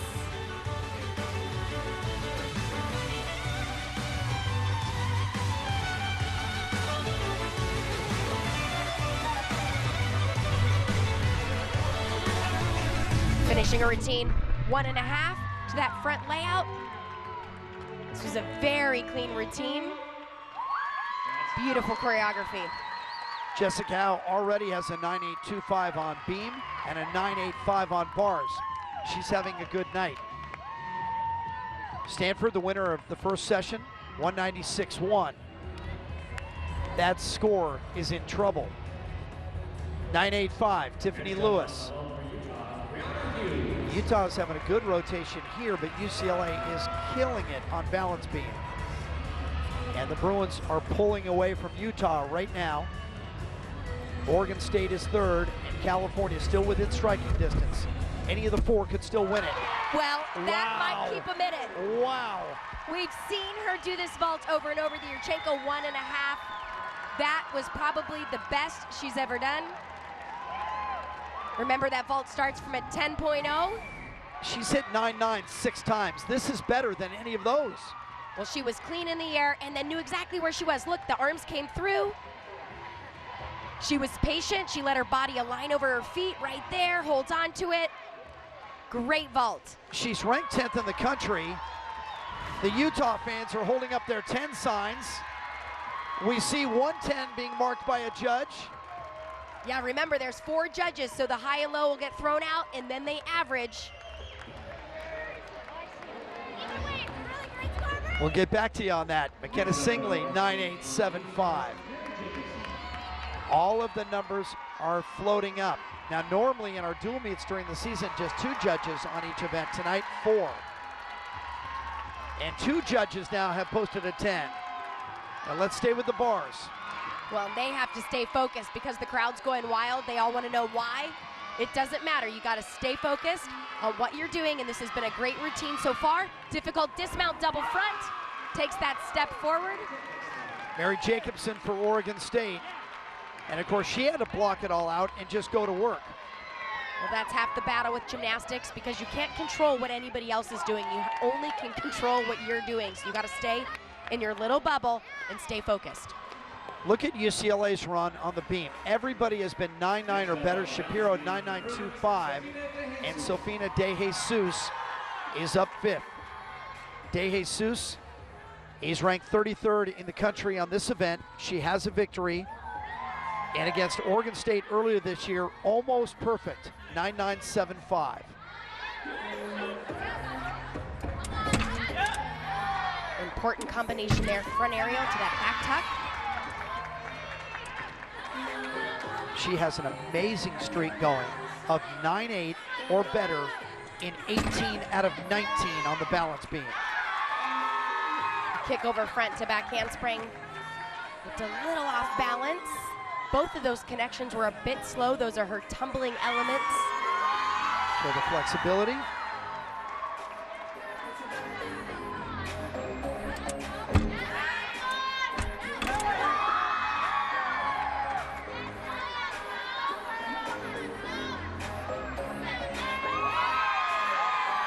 Toss and a moonwalk.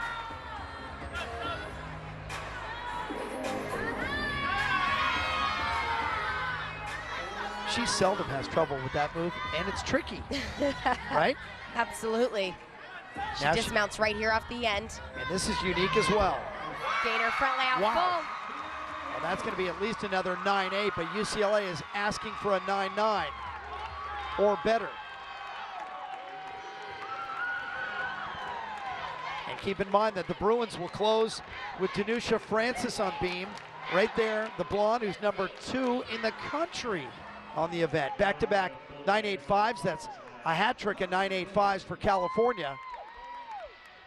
Tony Ann Williams. California needs a big score to stay in this meet. She has 6 victories on floor this year, including a 9.95 last week. She is a powerhouse. Going with the big opening tumbling pass, She double stayed layout. in. Okay. We've seen her water her routine down. Not today. Combination front layout, front full. She's from Maryland and was the first ever to represent Jamaica in international competition. Chance for Rio? You know what? She is going to be trying out for Rio, and I have always said I really commend the college coaches that allow these gymnasts to pursue their Olympic dreams in the middle of their college career. You know, for the Olympics, quite often you get one shot. You're at the right age only one time, and so this is her moment, her time. She's got an Olympic test event coming up in April, and that will decide whether she's going to the Rio Olympics.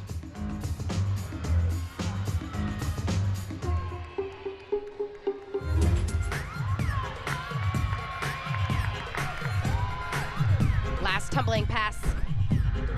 Full twisting double back, big difficulty. And she nailed it.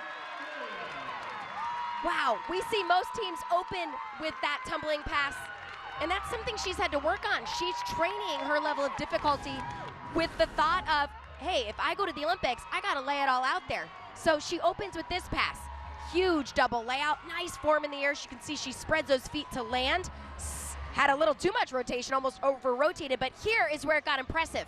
She usually does a double pike. Well, today, she went for the full in and did it perfect. You see Liz Crandall in the background? Almost came out of her shoes. Well, as I mentioned, she's already won 6 times on floor, and that number is going to be hard to beat. How about Brianna Hughes with a 9.975? So 2 judges gave her 10s. Kyla Delaney to finish off the rotation for Utah. Big landing here. Another good one. Delaney's won 3 times on floor, has a 9.9, and all of them have been 9.85 or better. I think this is one of the best vaults in the conference. She's got beautiful form, distance, height, just that hop back. And suddenly this meet has gotten real tight. Right now, UCLA, Utah, and Oregon State are all close, and we're waiting for another score to be posted for California. That the floor of Tony Ann Williams. 9.825 for Mary Jacobson. Good run here for the Beavs. Katiana McMillan, last up on the bars. Katiana is ranked 6th in the country on this event. Opening with that release combination, Jaeger flip to the shoot over. She has 6 wins already. Finishing double layout, 2 small steps backwards, little off balance. Just a little bit on that sting mat. Yeah, you see the athletes land on the softer surfaces, and I'll be honest, it's much more difficult to stick on those surfaces. You have to land in the absolute perfect position, or those small steps come in. It is a fantasy camp for UCLA on the balance beam. Unbelievable. Goodness sake. How many times has Danusha Francis had to step up and need a big score to carry the Bruins? A big score she needs, better than a 9-9 to bump anything out. Well, now she might not even be counted. All the scores are so high. Well, if nothing else, this routine is just absolutely fun to watch from start to finish. Unique mount. You're going to see great personality, her amazing flexibility, and the dismount that everybody hears about. She had a 9.95 against Oklahoma last week. Pac-12 Specialist of the Week.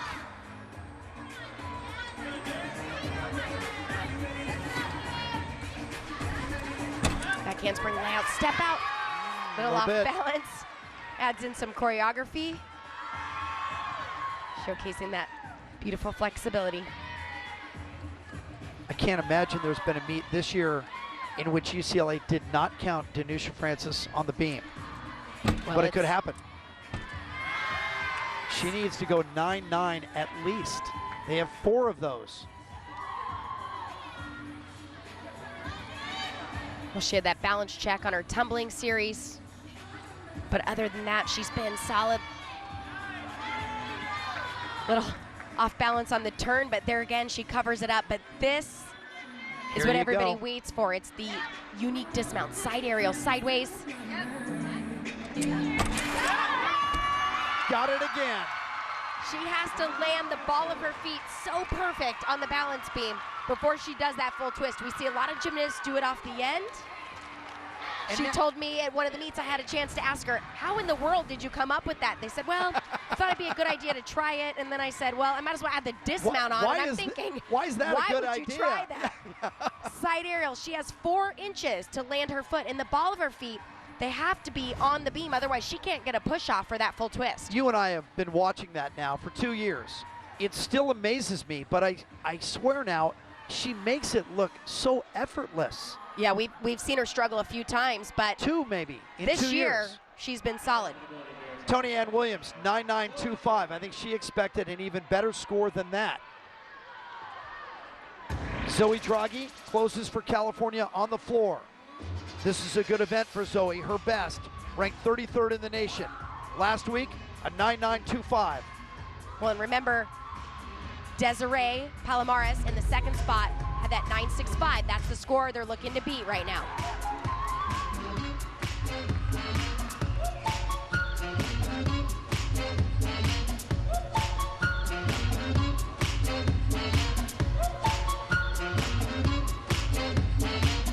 I mentioned her flexibility on the balance beam. You can see that in her floor choreography as well.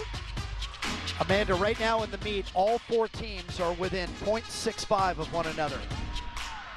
It's going to go down to the final rotation. We talked about the depth of this conference this year, and we knew there were at least 5 teams that had a chance to win it. Always makes it exciting for us, but a bit stressful for the coaches. And the difference this year, it's just as strong at the top, but those teams at the bottom now have tightened the gap. Much more parity. Never have we come to a Pac-12 Championships and had it as wide open as this one is. And it still is.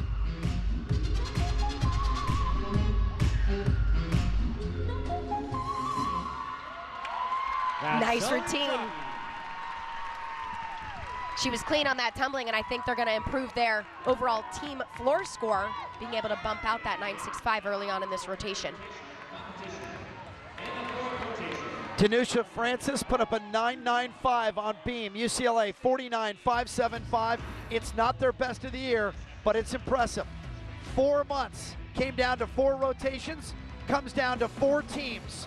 One more time for the Pac-12 Championship.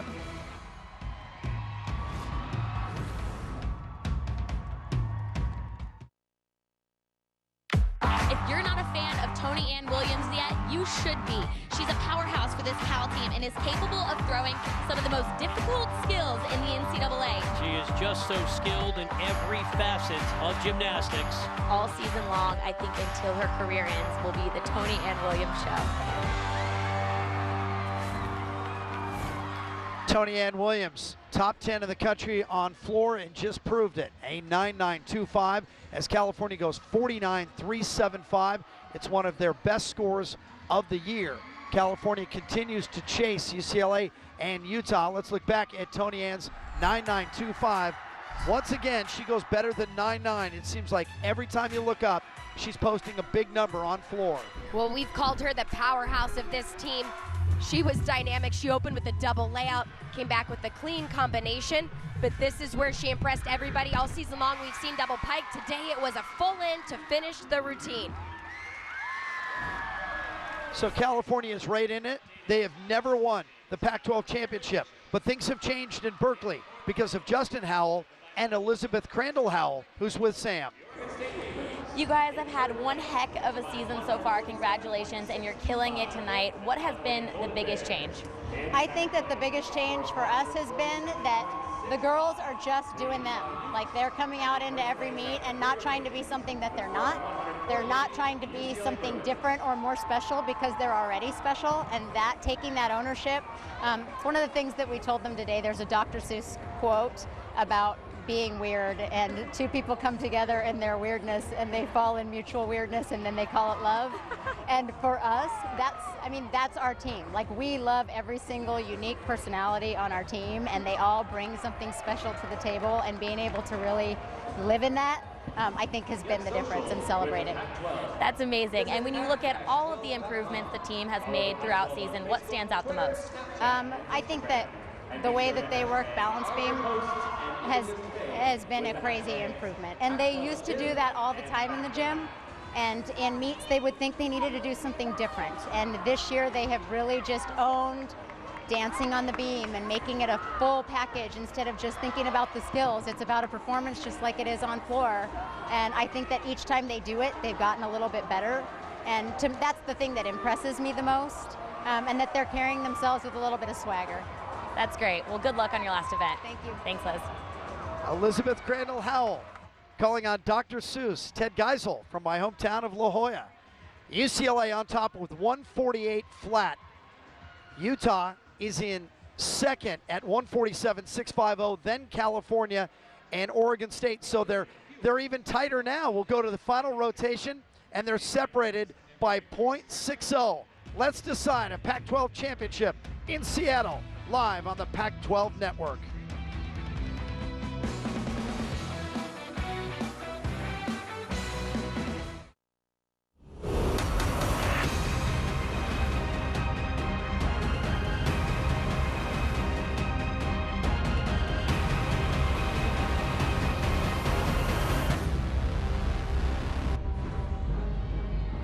California finishes on the vault. For California, it's their best event this year.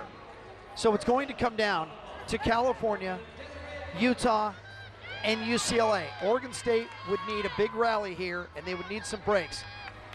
Amanda, during the break, you pointed out that there's something that Utah, California, and UCLA all have in common here on the final event. What is it? They're finishing on their best events. We knew it was going to come down to the last rotation with a lot of these teams, and I'll tell you what, it is going to get tighter and tighter. For Cal, this is a great rotation. They have a lot of unique vaults, a lot of them starting at a 10.0. That is why this is one of their strongest events. And for Utah, on the bars, it's all about detail. They got to stay in control here and do what they've done all season long. Utah is ranked number 3 in the nation on this event. They've hit 49 all 10 times. Samantha Partika, leadoff. She's 29th individually on this event. Big opening release, Jaeger flip. She's always above 9.8, but now they need a 9.9. Tom Farden right there in the foreground, co-head coach. This is his baby. He built Utah into a power on bars. Now they have to prove it. Double layout, and that'll do it. They got to hit the handstands, they got to nail the landings, and that is a strong start to give this team confidence in this last rotation. Over the first hurdle, a good leadoff. Well, she finished this routine with a double layout, but she knew exactly where she was, and that's what they're going to have to do at least 5 times. Utah trailing UCLA by .350 coming into this final rotation. Oregon State on the balance beam, number 17. It is their second best event.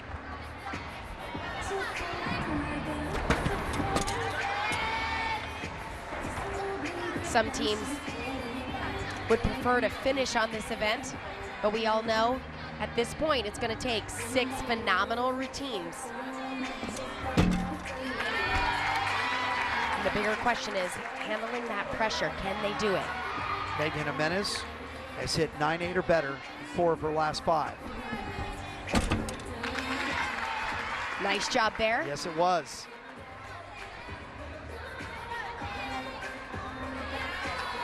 See, just a little tentative in the landing so far of these skills.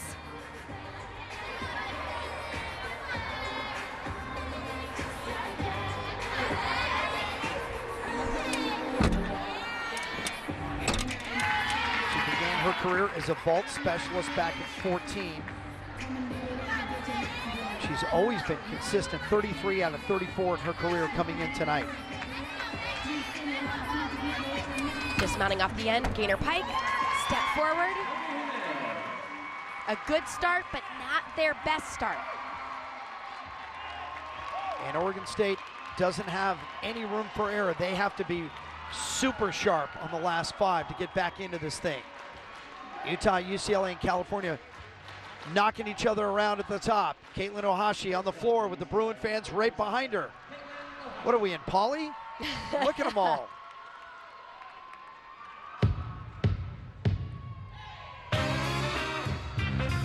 Always love this one.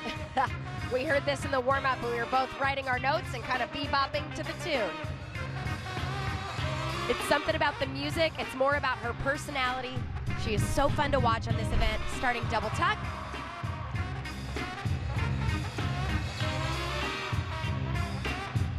Season best at 9-9 came a couple of weeks ago against Stanford and Georgia.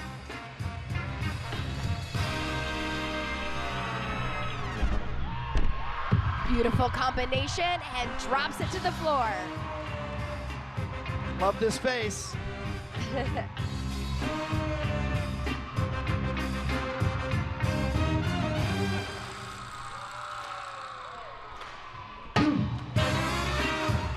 She wasn't in the first 2 rotations, showed up on beam and put up a 9-9. Now she's trying to help the Bruins nail down their 17th Pac-12 Championship.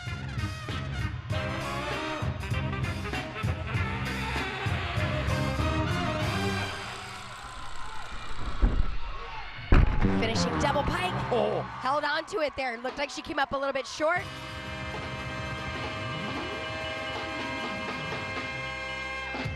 We've talked about it all season long. Caitlin Ohashi was a phenomenal elite gymnast at a very young age. She knows how to handle the pressure. She knows how to cover up mistakes, and that's exactly what this team needs. She opened with the double tuck and then came back right here with the 1.5 twist, front full front half, and here's the personality. She drops it to the floor and holds it. So fun to watch.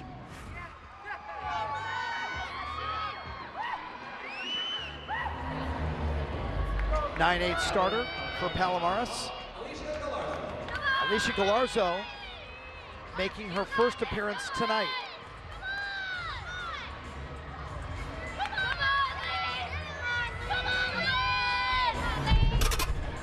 Your Janko Arabian.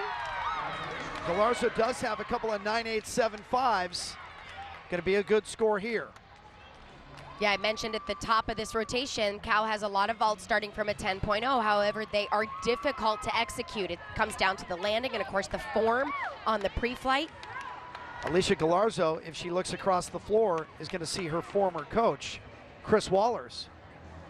UCLA associate head coach, comes out of his gym in Southern California.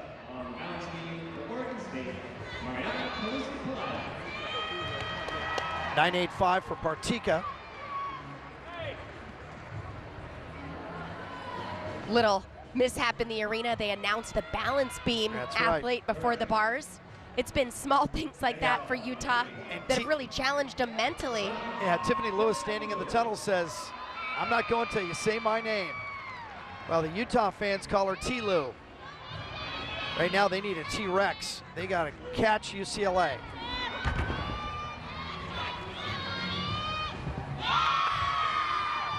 Strong handstand to start the routine. Combination giant fold. Nice amplitude there. Perfect position on the catch.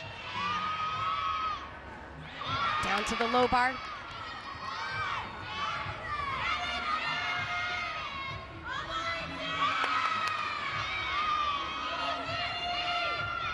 Winding up, double layout. Holding on. Small slide forward of that left foot. Utah has been trying to make up for that subpar beam rotation in the opener for the last 2 hours. They're running out of time. Megan Jimenez, 9.775. Ariana Calusi-Pelayev. The two sisters go back-to-back here on beam for the Beavs.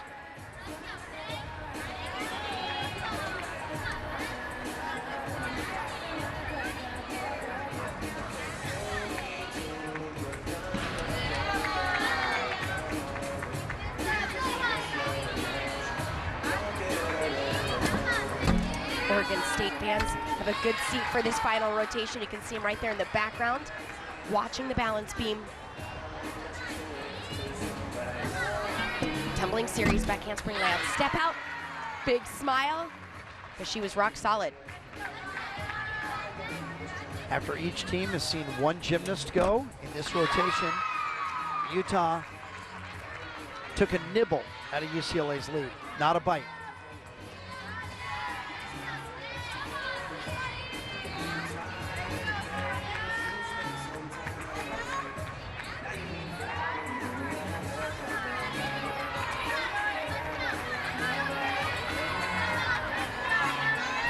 Dismounting side aerial layout full. Small hop on the landing. Another solid routine. Oregon State 2 for 2 on the balance beam. They've gone 49.425 on beam. They would need better than that and need some help. Well, 49.425 is some big scores. Yes, that it first is. score was a 9.775, so they're looking at 9.95s across All the the board. way across. Ohashi, 9.8. Janae Honest. Career high came a couple of weeks ago at 9.925. She hasn't been on the floor for the majority of the season, but she's there now. Opening double pike. We say it every time we see it. She tumbles right into the corner, knows exactly where she is, goes straight up, and stays in bounds. I just expect it now.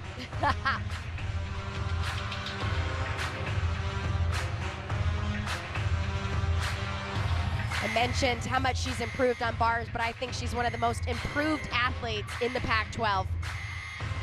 Not just in her level of consistency, but it's also her details, her confidence. You're gonna see that right here. Well, this is her best event, but she's won on bars and she's won on vault already.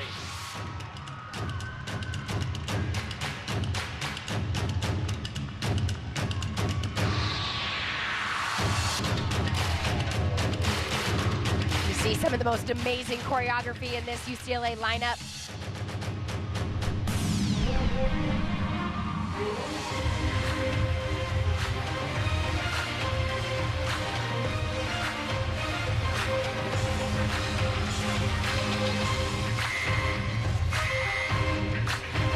Lining it up.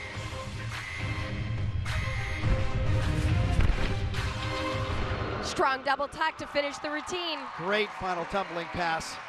She had to stick it, had to finish it.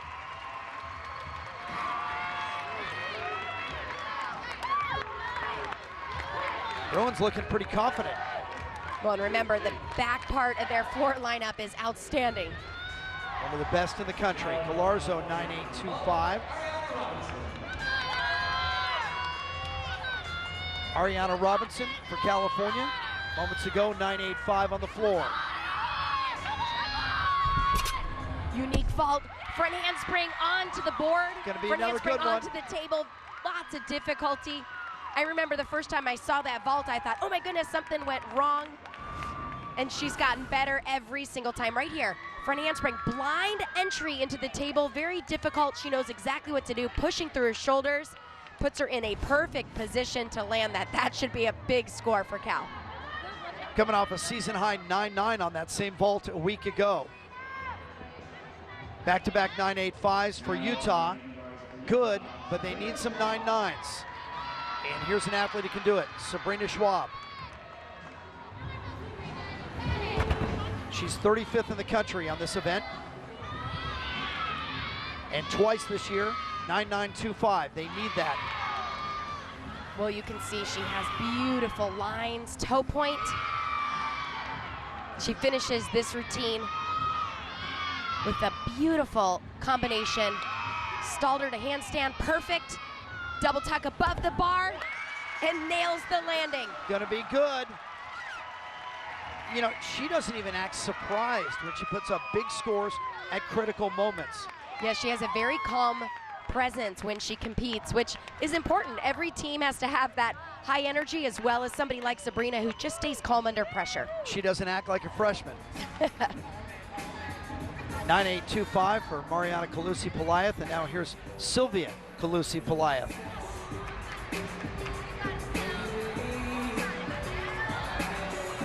Now up on the balance beam for Oregon State, Sylvia Calusi-Pelayath.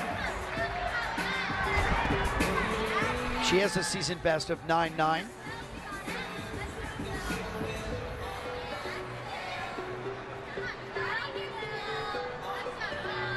Starting the routine. Nice jump combination. That double steg ring. Difficult to take your eyes off the beam. Sylvia's been on the international stage before, competed as a member of Spain's national team, and in that capacity performed a sideways aerial on balance beam, which is a first in world championship or Olympic competition, and the move is named after her. But she doesn't do it in college. At least we haven't seen it yet. You never know. But you can see she's very confident on this event. Nice movement throughout her choreography as she dances in between the skills, keeping that rhythm. Setting up, there is a side aerial, but it's the normal way to that dismount. I'll tell you what, this Oregon State team continues to build routine after routine. You think she likes it? It's a mosh pit.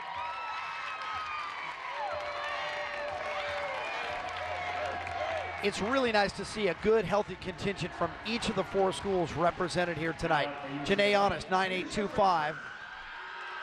Danusha Francis, this time on the floor, had a 9.95 season high against Oklahoma. And if that doesn't make you want to watch this routine, I don't know what to say, because tremendous flexibility. She'll showcase it throughout this whole routine.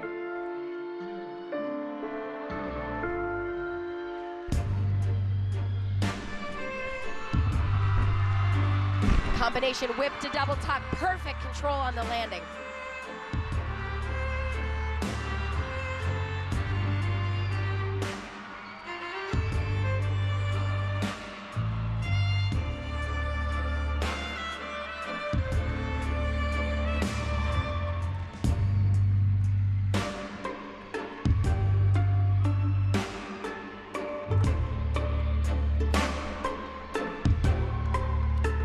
And her personality incorporated throughout this routine.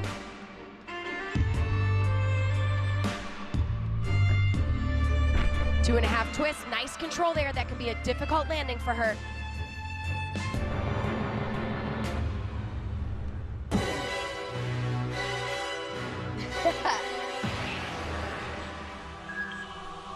She had a whole routine choreographed to this music. Everybody loved it. They decided to go with the change, but threw it in right here at the end of the routine. Grabs your attention. Only one who didn't want to bring it back. And a perfect landing on that final tumbling pass. She shoots her whole team. Nobody has more fun than Danusha Francis, with the exception of perhaps Risa Perez for Oregon State. Well, this is a fun routine to watch. She opened with this combination whip to double tuck. But I think what makes her so unique, it's the personality, it's the incredible flexibility, and she has tremendous difficulty in the tumbling. Finishing right here Double pike. Watch her teammates in the background when she pulls out the Luger. Every routine has something that really draws the crowd in, the judges in, even the team. Bang.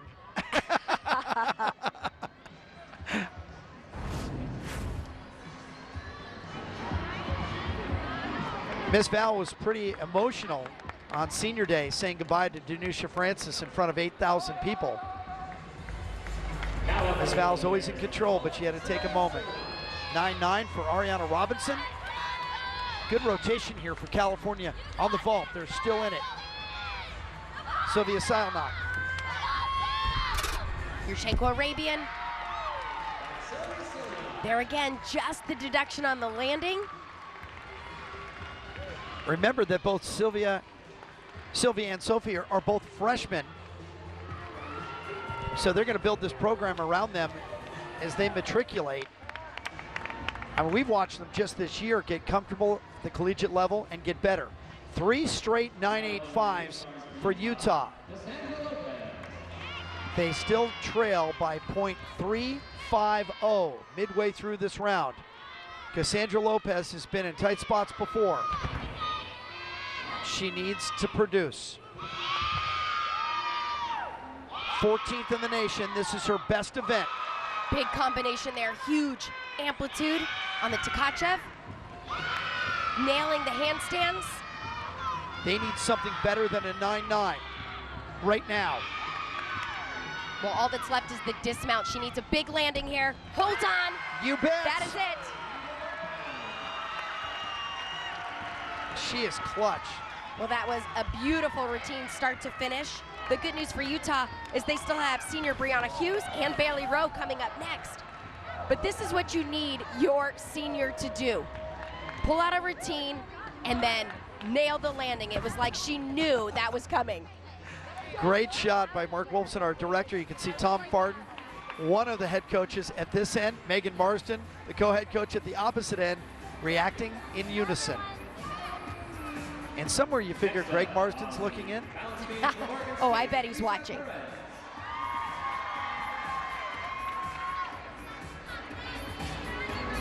Sylvia Calusi-Polath went 9.9. Here is Risa Perez. I just mentioned how much fun she has. She'll even carry the party to the balance beam. That doesn't happen too often. I always say everybody has a different style on the balance beam, but for Risa, her style is very similar. She'll use facial expressions, fun dance throughout. She connects. She'll look at the judges. She plays with the crowd. Combination there, front aerial to the one arm back handspring.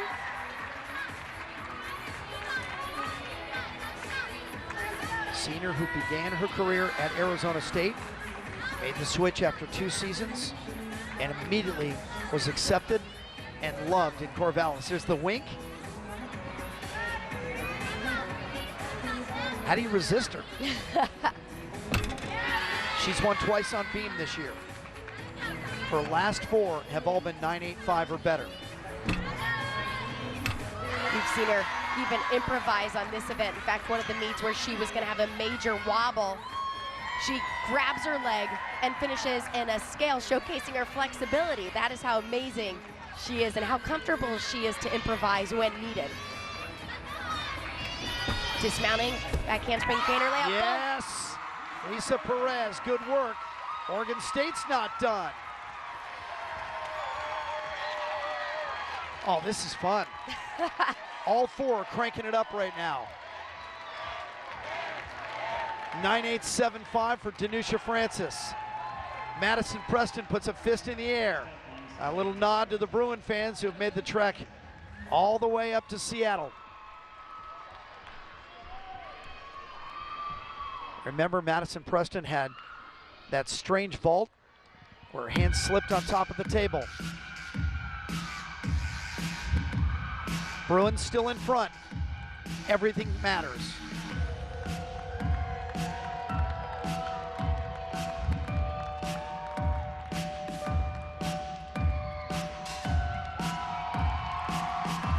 She's got a fierce face on as she starts that first tumbling pass. Front through to double tuck, keeps her feet together. There's a bit of irony here for Madison Preston. Her season high 9.925 came against the team chasing the Bruins right now, Utah. Beautiful flexibility throughout that lead pass, past 180 degrees. Remember in that UCLA-Utah meet in Westwood, Utah led the entire day, and on the final rotation, UCLA went off on the floor and beat the Red Rocks by .025, a micro win. Madison Preston was part of that rotation.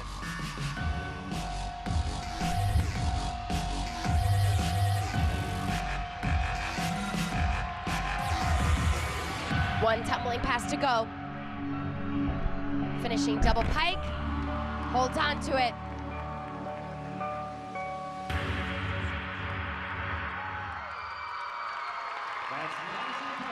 Madison Preston celebrates another good routine for UCLA on the floor, trying to hold off 3 challengers and win the conference title. Big smile on her face, pretty intense routine, dynamic choreography, and done very well. Sylvie Seilnock, 9.775. Once again, Emily Richardson. We saw her, remember, anchoring the beam with a 9.90. She has a unique vault. The souk full, half on, full twist off. That is a difficult vault to do well. She had tremendous speed and power, came straight up off the table. She too is coming off a season high in this event, 9.875.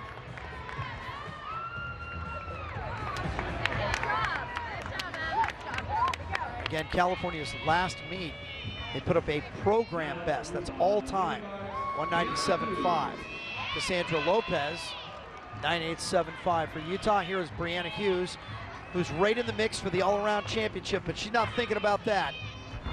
She's thinking about her teammates. She's thinking about a big score. She had a 9.975 on vault already tonight. Nice start to this routine. Her lowest score has been a 9.875.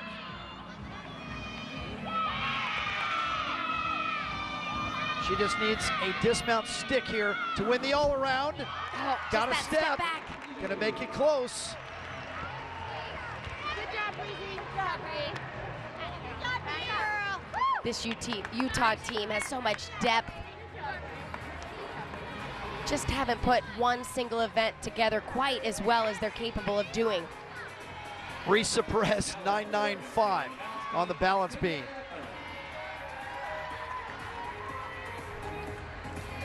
That's by far a career best for Risa Perez. Katiana McMillan follows up.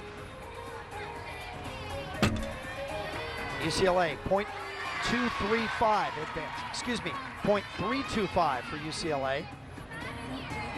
They're holding on, they're protecting the lead. It stays the same.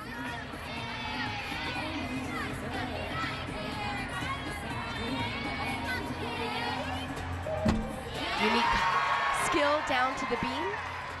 Katiana had a 9.95 earlier this year on beam against California.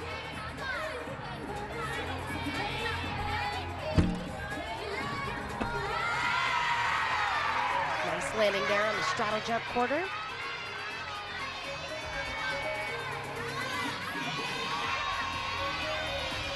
Dismounting, gainer layup full. Hold on. Right up on the toes and finished it.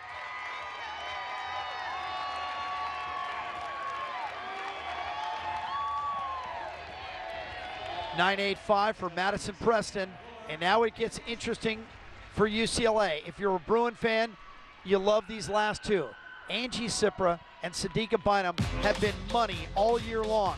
Sipra is amazing on this event. Well, this choreography is so fun to watch. Clean start there on the tumbling pass. But it's her attitude.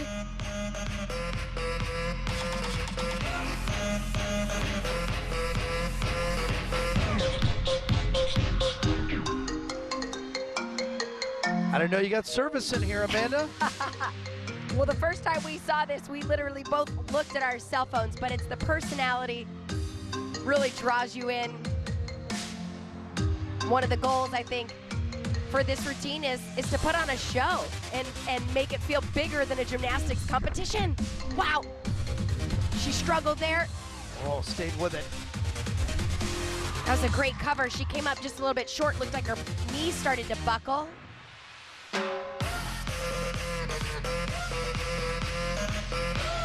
Cypra's 9th in the country on floor. 2 wins this year, including a 9.975 against Utah.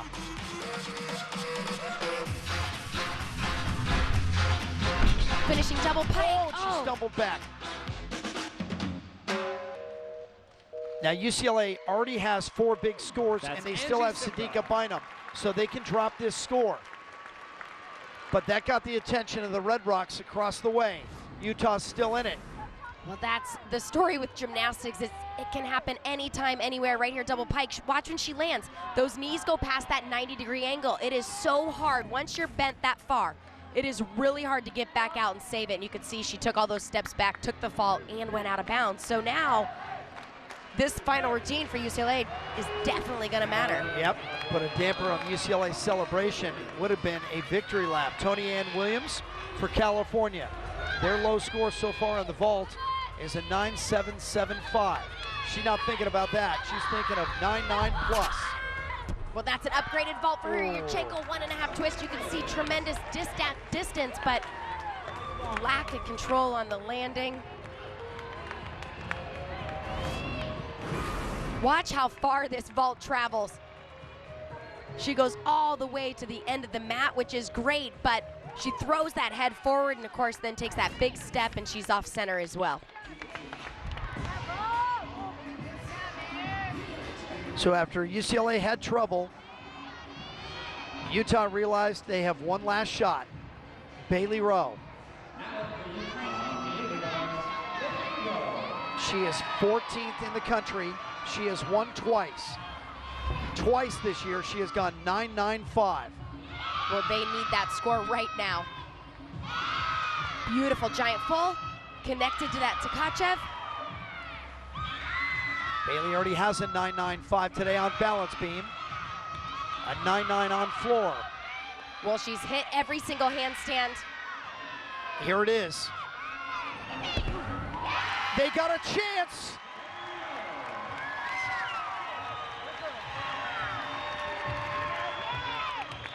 Utah has been clawing back ever since that beam rotation, getting closer and getting better. Well, watch when she lands, it's just a tiny hop, maybe 0.05. So that was a solid routine from start to finish.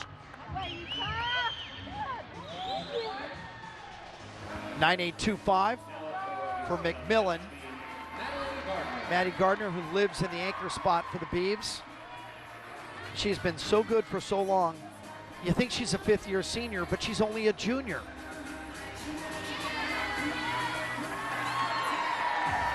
Nice showcase of flexibility and control.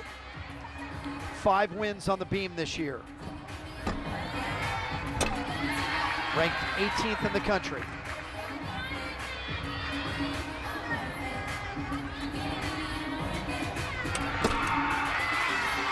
Solid landing down the front aerial.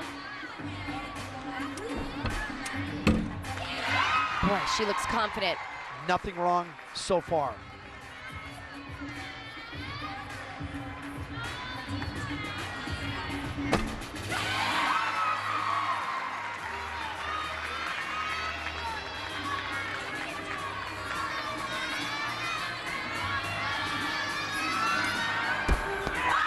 Wow. She's amazing. We've seen some 9.95s. Could be the best beam routine of the day. And remember, she's still in it for the all-around. Brianna Hughes, 39.550 is the number to beat. We'll add it up. But it comes down to this, doesn't it? Sadika Bynum needs a 9.6 for UCLA to win the Pac-12 Championship. should not be a problem. She's ranked number 7 in the country.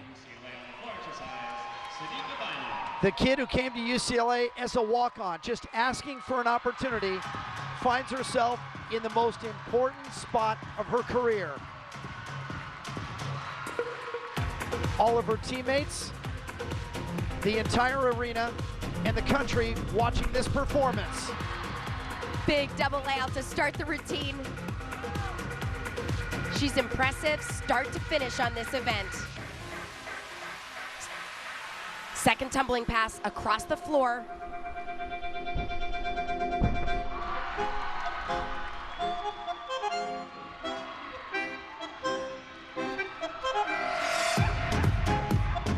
If it's even possible, it seems she's enjoying it.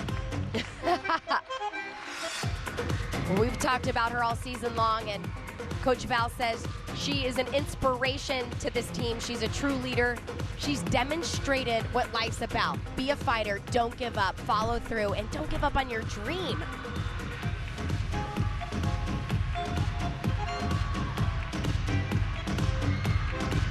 She has earned her way to this spot.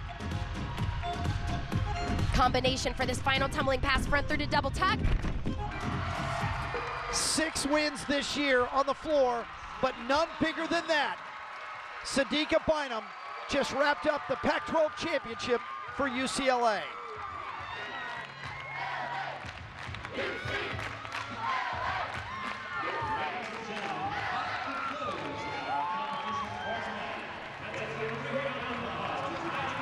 Utah's hopes were scuttled on the balance beam. They put up a brave and courageous fight to get back in it. Had one last shot, but alas, it wasn't enough. UCLA, once again, holds off Utah on the floor.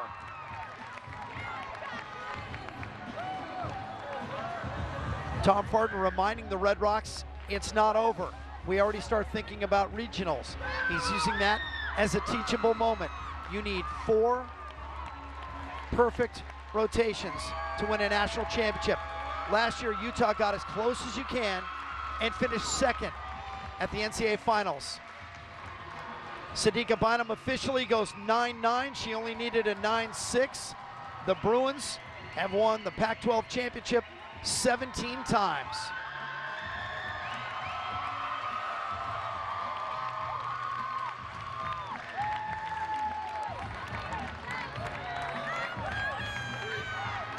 UCLA and Utah went at it all season long, and it came down to not only the final day, the final rotation, but the final performance. Sadika Bynum, the red shirt senior, the walk-on, is a hero in Westwood.